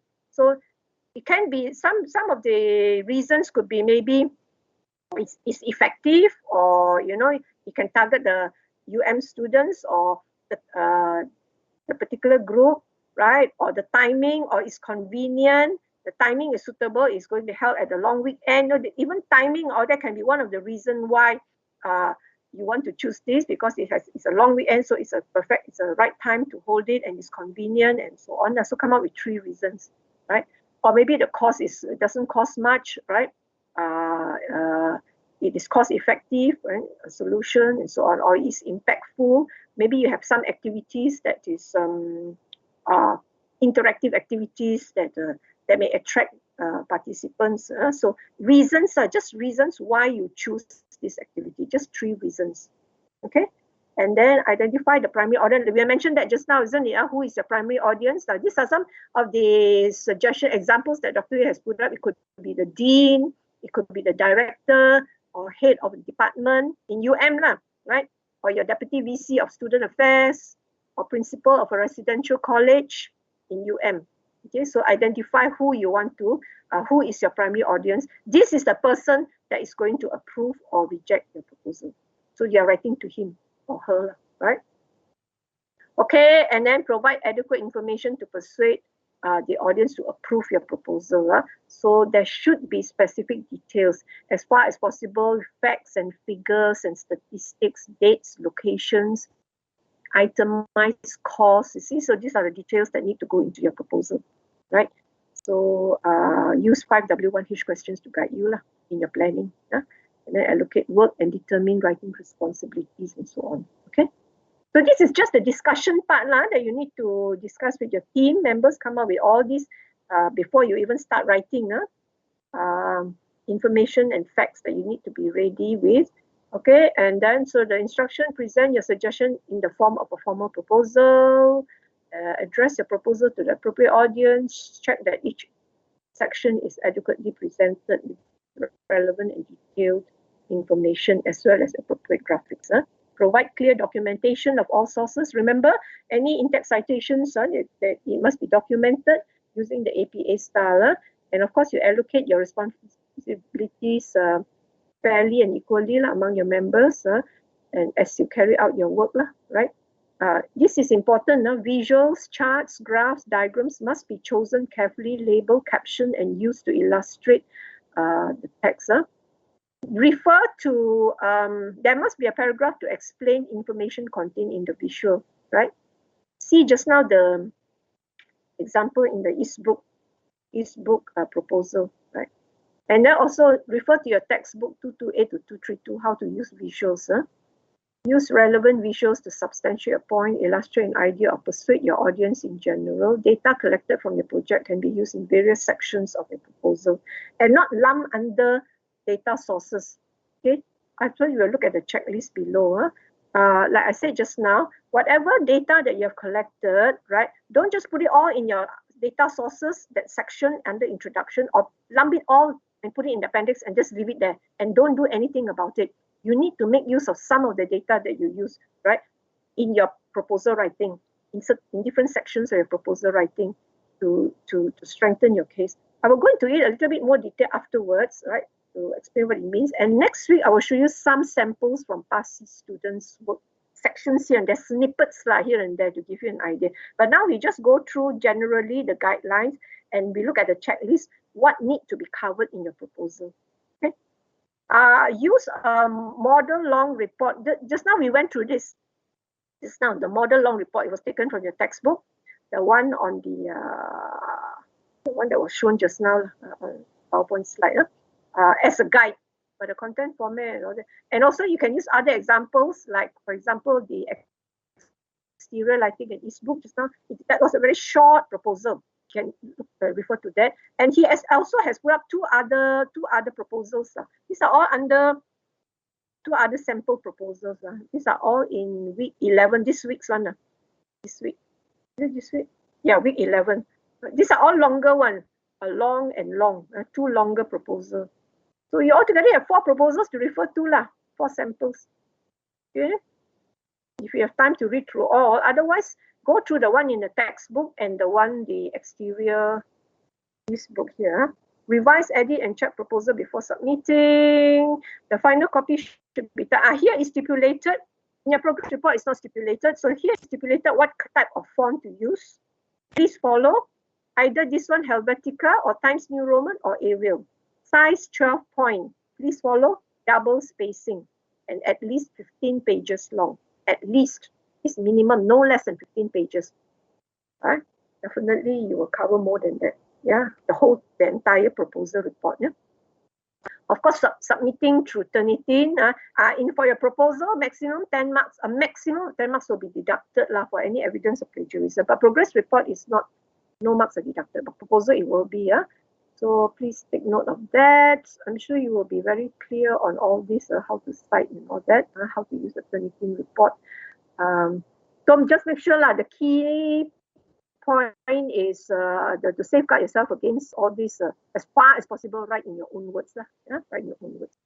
Deadline is week 14. It's exactly the same like a progress report submission. It's up to 1 minute before midnight. On Tuesday itself, it will be in week 14. Yeah, so I think January 19, I think. Deduction of marks for late submission, yeah. 1 submission per group, yeah. Format, to file, use, what do you call it? Name your file that you submit. Please submit in Word document, right? Not PDF, Word document, right? Name your file using this format. Write the word proposal, write your class number, in this case K8, and then your project title. Project title is a long title, don't need to write the whole title, just 2 or 3 keywords. Example, proposal K1, reader program, or proposal K20, charity sale. Name your Word document. Don't need to PDF it. Please make sure you submit the final and correct version. Same thing for your project report also, progress report also. Make sure your version that you submit is the correct one, because it's stated here, any request to resubmit will not be entertained. Okay, but if you have problems submitting, please let me know, but do not resubmit. Okay, And again, of course, don't leave to the last minute. Same thing for your progress report. If you haven't submitted yet, don't leave to the last minute tonight, 1 minute before midnight, then only submit. The server may hang. So please do so before that. Okay. And then the checklist is given here for all the different sections as discussed just now in your proposal. This one we will go through it in your all this. Just go through it on your own. I will go through the PowerPoint slide with you regarding this. Okay, up to end matter. Yeah. So please read through. Yeah, all this. I will close now, and I'll go to the PowerPoint slide and go through this checklist using the PowerPoint slides. Yeah. So let me close this. Everything and right. So let me go to any question meanwhile. I know I've gone very fast, but that is the guidelines that you can read through actually. Yeah. Any questions so far? No question. Not everybody is here. Okay, let me go to my share screen again. We will go through the checklist one by one.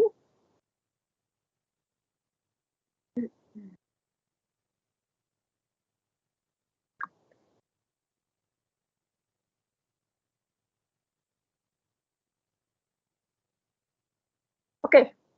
The content of this is taken from the handout just now, the section under checklist. So again, based on the handout just now, these are all the sections that are mentioned in the checklist. Exactly according to the proposal that just now we did just now under long report.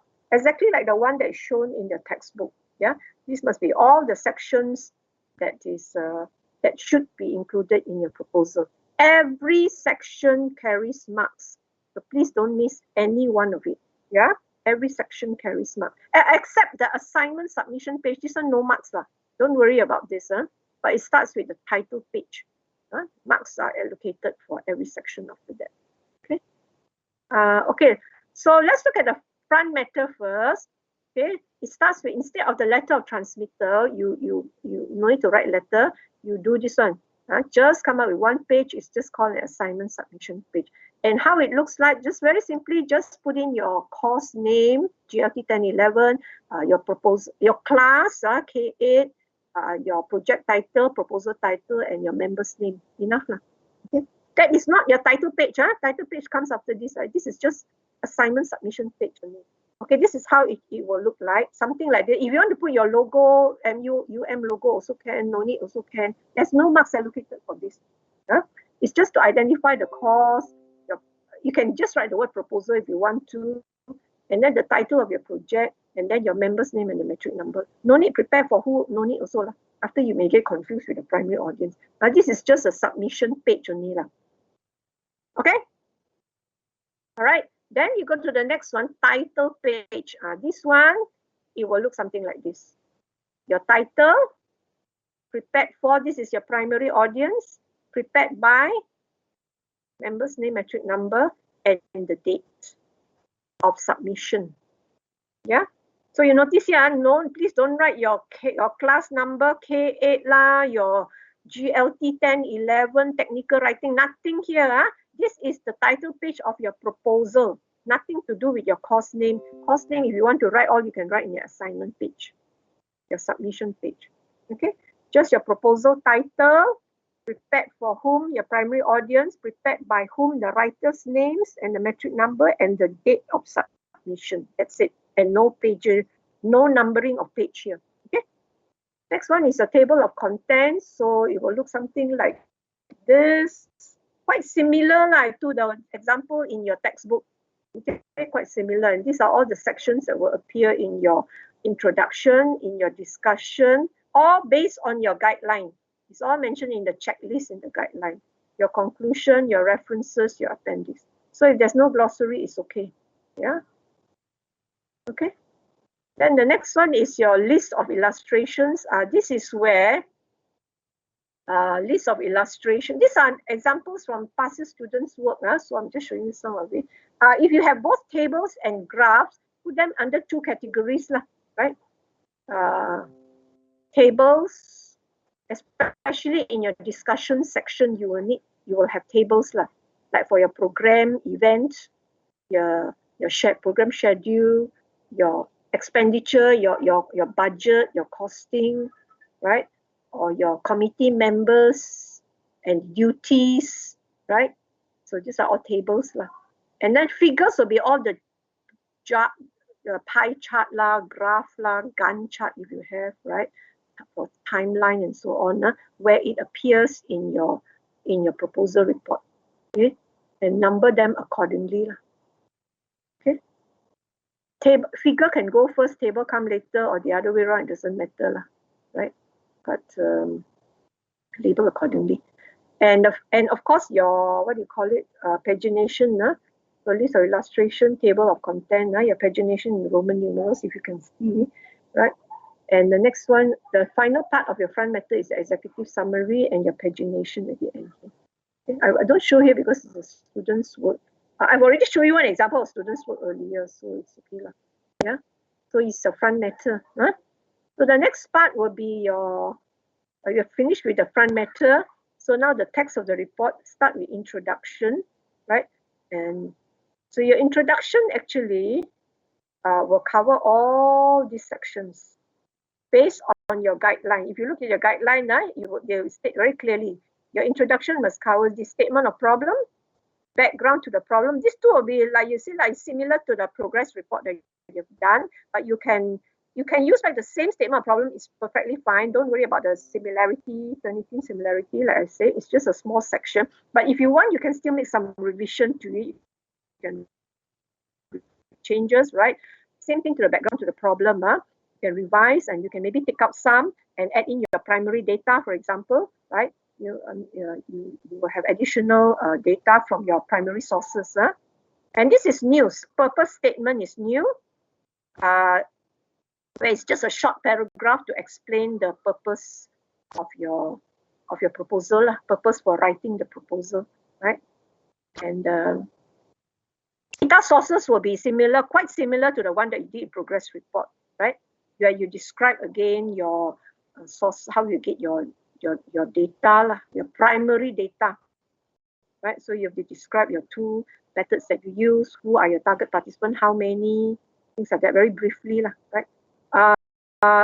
This is also new suggested activity or project. This is where you also write one paragraph, a short overview of the activity that you're going to carry out. Scope and limitation is new. I will go to it again, one by one, right, under introduction. So statement of problem, what issue in, this is taken from your handout.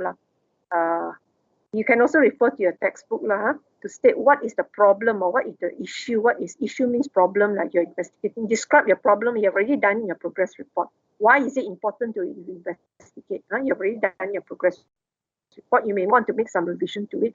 That's fine. Okay, so it's not new to you. The next one, background to the problem, also is not new. So based on the guidelines as given, again, at least 5 paragraphs is at least 5 sources of reference. So remember these 5 sources, it can be primary sources and secondary sources, right? You can, here in this case, you can add primary sources as well, your primary data as well. Of course, your progress report is all secondary data. Here you can add primary data on what has been researched, what has been said about this issue, as well as causes and consequences. Remember, in your progress report, causes and consequences appear as different sections as part of your introduction, but they can all, you can mention some of the causes and consequences under background to the problem, just 1 or 2, and maybe you would have got some extra information from your primary data. Maybe in one of your survey questions, what do you think is the cause of stress among students, right? So you come up with maybe you found out that, and it will be a good data to use, especially if, let's say, 90% of our students who did our survey answered that the main cause of our stress among students is work, too much assignments or work related or study related. So you can use that as a quote that in your background to the problem. Okay, so maybe in that case, when you come out with your activity to solve the problem, maybe you focus more on that. How do you come up with, maybe one of your program will be time management. How do they teach them how to manage their time, so that they don't get so bogged down with work at the last minute, this kind of thing lah. So using your data, yeah, consequences as well lah. What happens if what do you call it? Or what happens if it's not what do you call it? What happens if the problem is not solved? So like the consequences that you mentioned, like in progress report, that is from secondary data. But if you have some data from your primary data, from your primary sources, so you mentioned what are some of the consequences of what do you call it? Social media addiction. So maybe from your survey, you found that one of the questions you asked the students, and maybe 95% say that one of the consequences of social media addiction is it affects my studies. Negative impact on my studies, for example. So you can quote that source, and then they show the person who's reading your proposal. There you see, UM students themselves mentioned 95% says that it has affected my studies. So it is how severe the problem is. So that's why this problem needs to be tackled. That's why we're coming up with this program, right, to help students to overcome social media addiction, things like that. So that's how we mean by using data, right? Analyze it, interpret it to show that, to prove your case that it's a serious problem and you want to come up with an activity to solve the problem, right? Okay, so that's background to the problem. At least 5 paragraphs and 5 sources. At least these 5 sources will include primary and secondary data. Okay. Purpose state. Sorry. For just now, last part. If we include the data, do we need to cite it? If the data is just primary data that we collect, put it in appendix, right? Yeah, you can say what you can do 2 ways. You can, of course, it's all in your appendix. You can mention that please refer to appendix A, page what, where this information is, right? Or you can bring it out from the appendix and put the graph or your pie chart in the proposal itself and label it, and then mention, okay, with reference, please refer to figure 1, and then you describe 95, as figure 1 shows, 95% of students say that main cause of stress is work related, study related. You know what I mean? You show it in the proposal itself. Okay. Let it appear in the under this section, background to the problem. Okay. Sorry? Just directly show it, and then no need to include in appendix already. No. You directly show it, but at the same time, the appendix is just a compilation only. Appendix is the whole thing, everything is there. To show that you have carried out, you see, appendix mainly to show that if the proposal, if the person reading it want to check whether you carried out this what or not, you can refer to your appendix, say, oh, okay, these are the survey, this is mentioned in your survey questionnaire, and this was the result. You understand what I mean? If the appendix already have the chart, and then so inside you just use words to write, like please refer to appendix number. Okay. Yes, you can use words to just say please refer to appendix A, page what, where you have shown this data. But if you like, you can also just bring out the chart and appear it in your background to the problem. You understand? And then if like this, we need to label both appendix and in the part where we took it out. Okay, in your appendix, you don't need to label it figure 1, figure 2. That one no need. The figure 1, figure 2 is only when it appears in your report. Okay. Okay. So in your appendix, it's just like where your question appears. For example, your survey question, what is the cause of stress? And then you show the pie chart. And then there's a key, isn't it? Like how many percent say this, say this. That's it. No need to describe, no need to put any label, figure 1, figure 2, no need. That one appendix is just show the results only. But in your write-up, if it appears in your report, you must label it. Okay. Because you're describing it in your report. The labeling and all that when it appears in your report. And of course, you have to list it under list of illustrations. Okay. All right. So I hope you are clear. If with this? If not, you can always ask again later.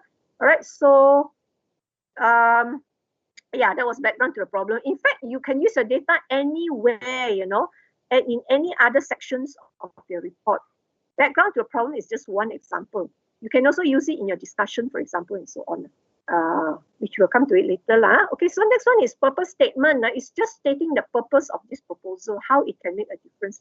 So this is like the purpose of, it's just a few statements, 1-2 lines will do to explain. The purpose of this proposal is to, actually your proposal is to seek permission, isn't it, right, from to carry out a campaign, awareness campaign to raise awareness of young students regarding stress management, things like that. Okay, so the purpose of this proposal. All right, so just wanted to statement. Refer to your textbook, page 353. You describe to you what you mean by purpose statement. Okay, so that when student, how it can make a difference, just a very short description. By attending this campaign, students will be more aware on how to manage their stress and blah blah blah. Just a few these sentences to describe it. That's it. Okay. Next one is data sources. This is almost the same like your progress report. You briefly describe your data collection process. That means how you went about collecting your data using your tools, that is your survey and interview. And of course, how you did it online, how you use Google Form, who are the respondents, how many respondents were involved.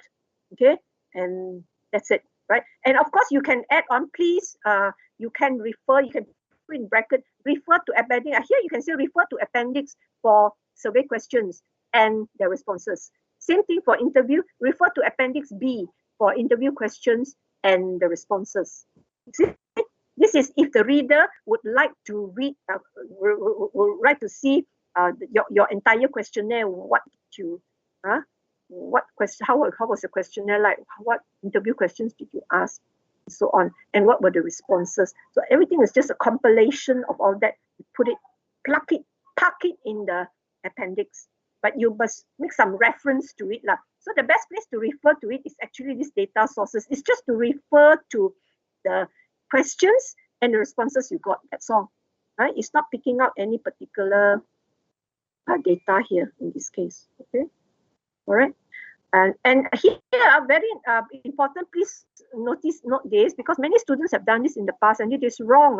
Do not list the responses to all your survey or interview questions here in this section. This section is not for you to put all your responses and all your questions here, right? All these go into your appendix, right? Your responses, your questions, all this, put it in the appendix. But what you can put it here is where you can say, please refer to appendix for survey question and responses. Please refer to appendix A. Please refer to appendix B for interview questions and the responses. That's it. Don't put the charts and bar graphs and whatever here. Yeah.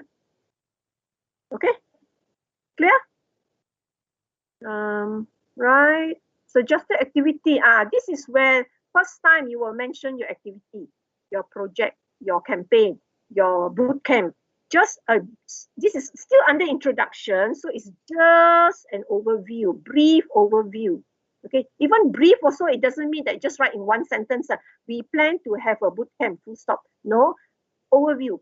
Okay, a brief description. Let's say if it's a campaign, maybe if you want, you can say you invited speakers. If you already plan who are the speakers, mention the speaker's name. There will be a talk on, give some the title of the talk.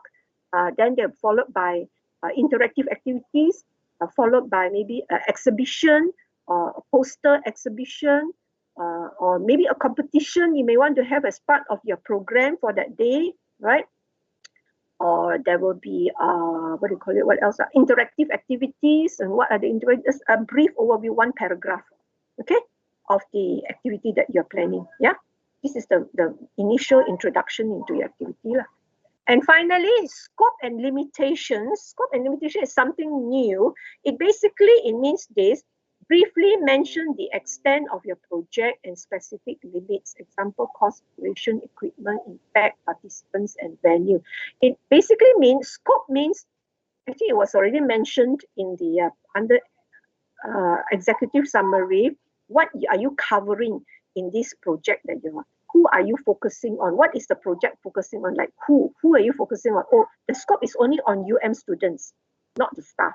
Or the scope is on UM students and the staff. Or the scope is on focusing on UM undergraduates. Or the scope on UM undergraduates year 1. Yeah, something like year 1 to year 2. Year 1 and year 2, something like that. Who are you covering? The participants, right? That is the scope. Or you can mention the scope as in it covers what topics is being covered, right? In this, like for example, in stress management, okay, the scope is going to cover on how to manage time, strategies on how to manage your stress, and not other things lah. So mention the topics that's going to be covered. Limitations is what are the limitations? One or two lah, just mention how is your project limited. For example, one limitation is we cannot assume that we cannot get UM student all 100% attendance, for example. Or limitation is we have can only limit to 300 participants because the venue can only cater to 300 participants. That's your limitation. Or your limitation can be it's only a one-day event or it's only a half-day event because of maybe cost, right? That is one of your limitations. It incurred too high a cost, so we have to limit it to only a half-day event or maybe a one-day event, right? And not, the kind of thing. You understand what I'm saying? Or maybe the equipment, you may be limited, you may not have enough equipment to, equipment in this case, what kind of equipment do you use?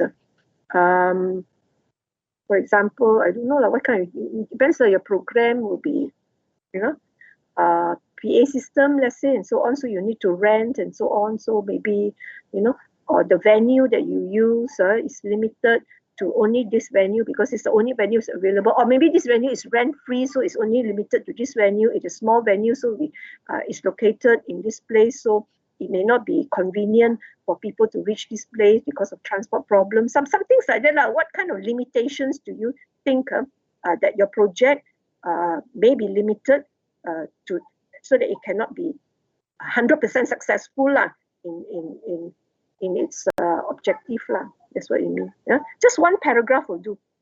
The scope, who it covers, what topics it covers, and the limitation, one or two limitations. One paragraph will do. Okay? So it's something new, but I will show you some examples from past students later on next week, not now. Okay? And refer to your textbook, read up your textbook, how they describe scope and limitations, 346, 347, 353 maybe from the model itself, from the proposal itself, you see how they describe their scope and limitations. So please refer to your textbook, yeah? Okay, so we are done with the introduction, right? So that was only introduction, and now comes the discussion. This is where you describe in detail your activity, how you're going to carry it out, what is involved in carrying out. So it will cover these 4 main subheadings, subsections. Your justification first, that means your 3 reasons why you choose this activity, why you want to have a boot camp, 3 reasons. Then comes your procedure, then come logistics, and then your cost. All these will come under discussion. So we go to this one by one. Yeah, very briefly, based on the guidelines that was given, present 3 reasons to justify your choice of the activity so as to convince your audience of its importance. Okay, so come up with 3 reasons why you choose this activity, why you choose a boot camp, 3 reasons. Okay, so this one also 1 paragraph will do, or you can break it up into 3 small paragraphs, 1 short paragraph for each reason.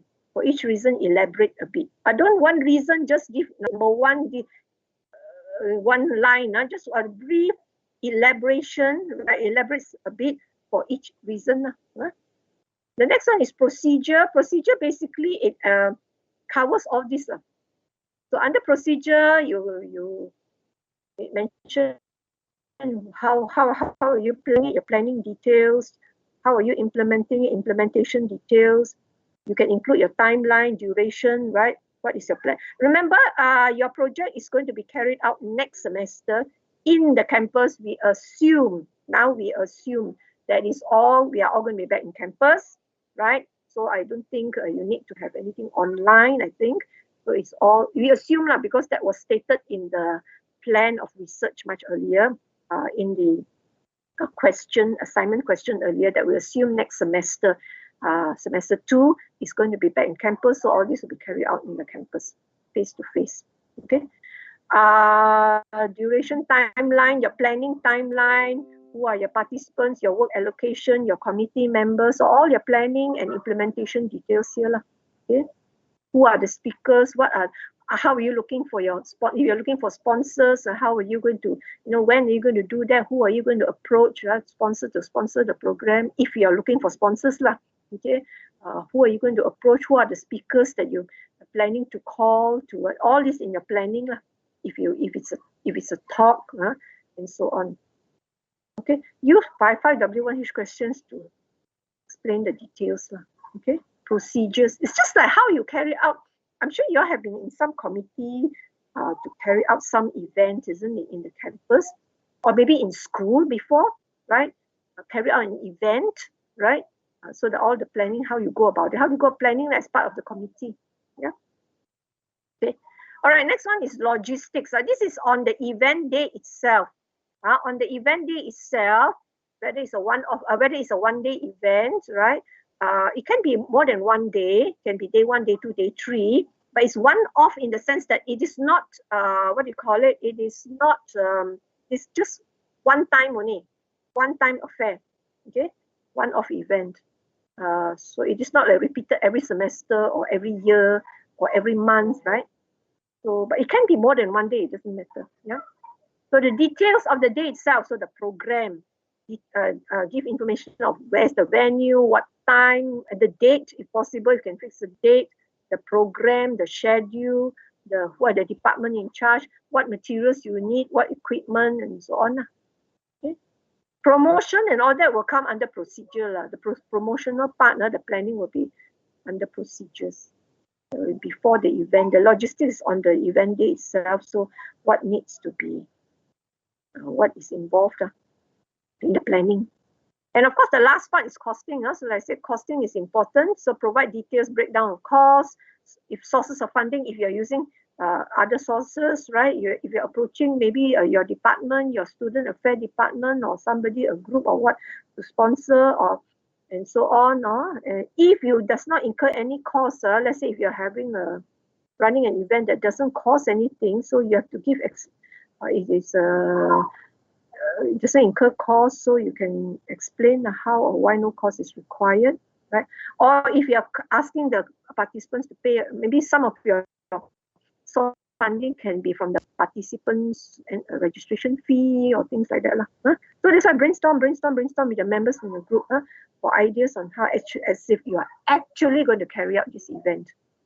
Okay? So make it as realistic as possible. All right, so we are done with introduction discussion. So finally, conclusion, right? Conclusion basically, it means to summarize your most convincing point. This is also taken from it's actually summarized, but it's different from the executive summary. This is just wrapping up what you have mentioned here under introduction, discussion, conclusion. Why is your project important? State the activity again. It's just to, you know what the conclusion is, isn't it? You just wrap up the whole thing, mention again the activity that you're going to do and why you're doing it, and then what action is required from the reader. Call for action, that means to approve the proposal so that it can be carried out by maybe a tentative date next semester and so on. Okay, this one just one page will do, 1 to 2 paragraphs. Okay. All right, then finally the end method, references, glossary, appendix. So you should be quite familiar with this. Look at the example that was given to you. And that's it. Okay, that's it on the parts of the proposal. And of course, I'm restating, right, what is mentioned in your guideline, right? The font that you should be using. This is taken from your guideline. In fact, the whole thing was taken from your guideline. The size, 15 pages. Submission deadline is week 14, so it's actually 19 January. Location is still in your class forum for proposal submission. Only one submission. Use Word document. Name your file. This is all taken from the guidelines. Okay, so pay attention to this as well. All right. Okay. Let me close. Any questions? Any questions questions? I have just any questions?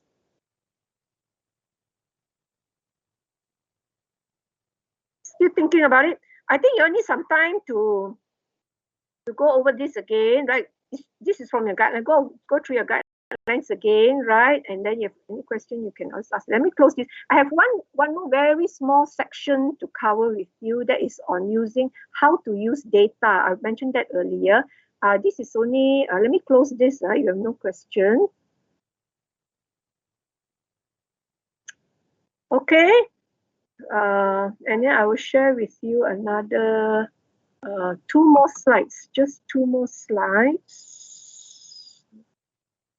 How to use data. This one very important. Yeah, please pay attention to this. This was what I mentioned.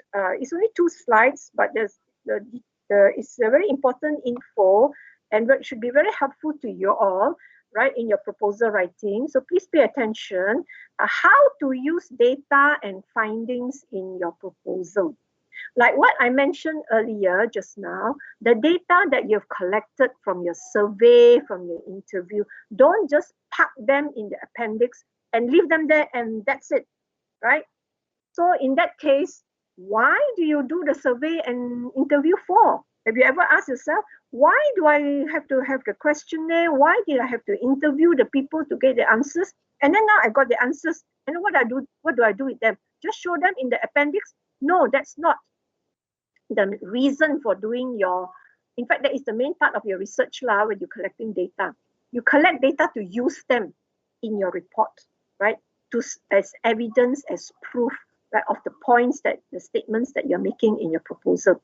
Remember, again, proposal is to persuade, to convince. So use the data to persuade and convince your reader. Okay. So firstly, let's go through this. What are data? In case we use this term so often, in case you're still don't quite understand what you mean by data, they're actually your responses, the responses from your survey and interview that you've collected.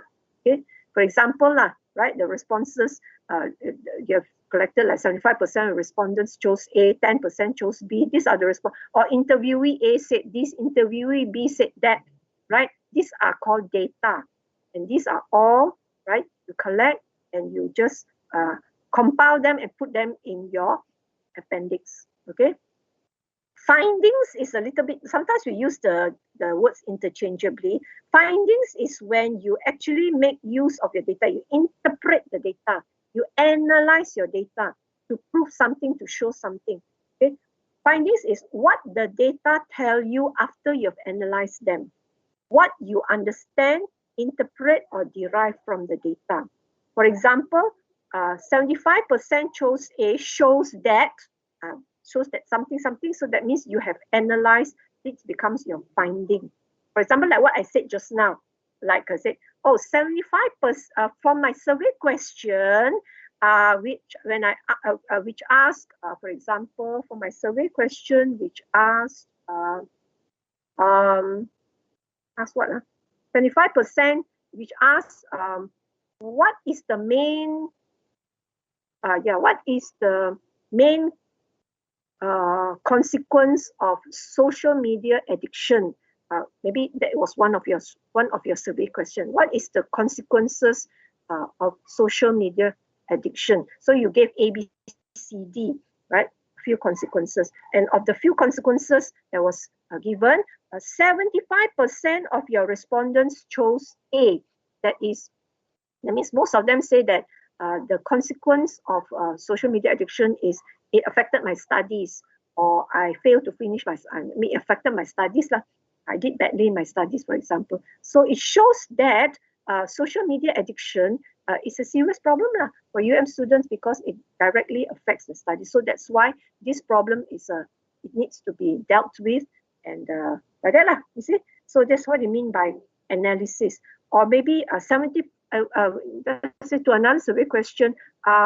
What do you think? What is the what do you call it? What would you prefer? What is the best solution? What is the activity that you would choose to help you overcome social anxiety, for example? And then you put A, boot camp; B, a campaign; C, attend a talk; D, something like that. So 75% chose boot camp A. which says boot camp is a good activity to help students to overcome social anxiety, something like that. So that's why we have chosen this activity to be the solution, right, for this project. Yeah, you see, that's how you use what do you call it, your data. That's how you make use of your data and your findings stuff. Once you've analyzed it, make use of them, right, to strengthen your case. Okay. So, and okay, so a little bit more as information. Use the data and findings. You can usually you use them in the introduction and discussion part. Yeah?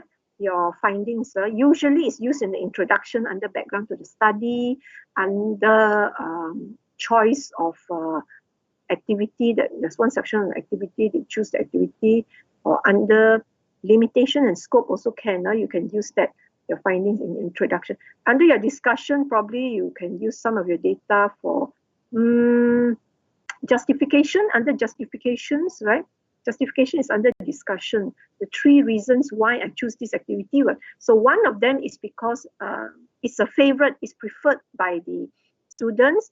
From your survey, 75% chose boot camp. So this is one of my justification why I'm using this activity. You see, that's where your primary data come in to help. Okay? Usually it's used in introduction and discussion. Okay, be clear of what you're using them for to prove a point. So that's why you're using them to prove a point or to persuade your audience, right? You prove your point is, for example, you say that, oh, this is a severe problem. students are all under heavy stress. So where do you get this information from? From my survey, it shows that how many % of students are affected by stress. 95% say they are under stress. So my data shows that. So it's a severe problem. So that's why it needs to be tackled, right, through my project. Okay. You can use the demographic of your respondents also can. Demographic of your respondents, it can appear under data sources, or it can appear under scope and limitations. For example, scope. Why are you focusing on only students undergraduate year 1? Because from my respondents, most of the year 1 students say that that they need help in stress management. For example, okay, from your survey, most of them who replied, those of you who took part in your mainly year 1 students, for example, or undergraduates. So you can use that. You can use that to in justification. What are the benefits and significance, causes and consequences? You can use your data and in the background information where you talk of causes and consequences of your problem, right? So because why do you say that one of the causes of student stress is related to the assignments, related to too many assignments? Why? Why do you say that it's one of the causes? Because in my survey, 95% of the students say one of the causes of stress among students, 95% chose heavy workload. Like that, you see? So that's how you mean by using your data to back up, to prove a point, to back up what you have said. Okay, so remember again, don't compile and dump everything under sources or under appendix and just leave it there, and don't use your data that you have collected. Okay, like I said, don't have to use everything, all the interviews and all the responses. No, just 1 or 2 or 3 enough already. To in sections of your proposal to back up what you have said, to strengthen your case, to persuade, to convince your reader that what you say is correct, what you say is true, what you say exists. This problem exists because this is what the students said from the survey that I've conducted. Okay. Any questions?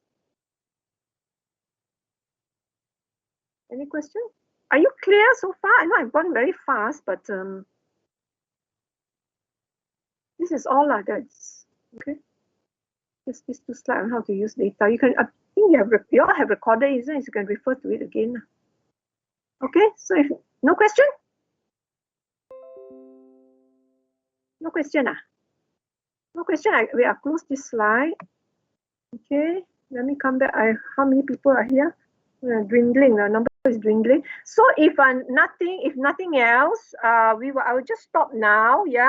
So, but the next few weeks, there are a few other topics that you need to cover, but most of the time you will concentrate on writing your proposal, on your proposal writing, and I will also put you on back into your channels, right, where you work on your proposal writing during the class time. But of course, some of it next week, I will also show you some samples from, because we have no time today, from past year students' work. Well, not the entire proposal, I'll just show you section snippets on how to write this, how to write that, then you can have an idea. Okay? All right? Okay? Are you okay? Are you clear? Anything that you're still not clear? Yes, clear. Yeah, sure. Okay, so that's good. But anyway, you need to go through it again, with your group. So you need to go through it slowly again, through the samples and through the guidelines that Dr. Yu has posted, right? Go through it again slowly, carefully, closely with your group members to know what you're required to do. Okay?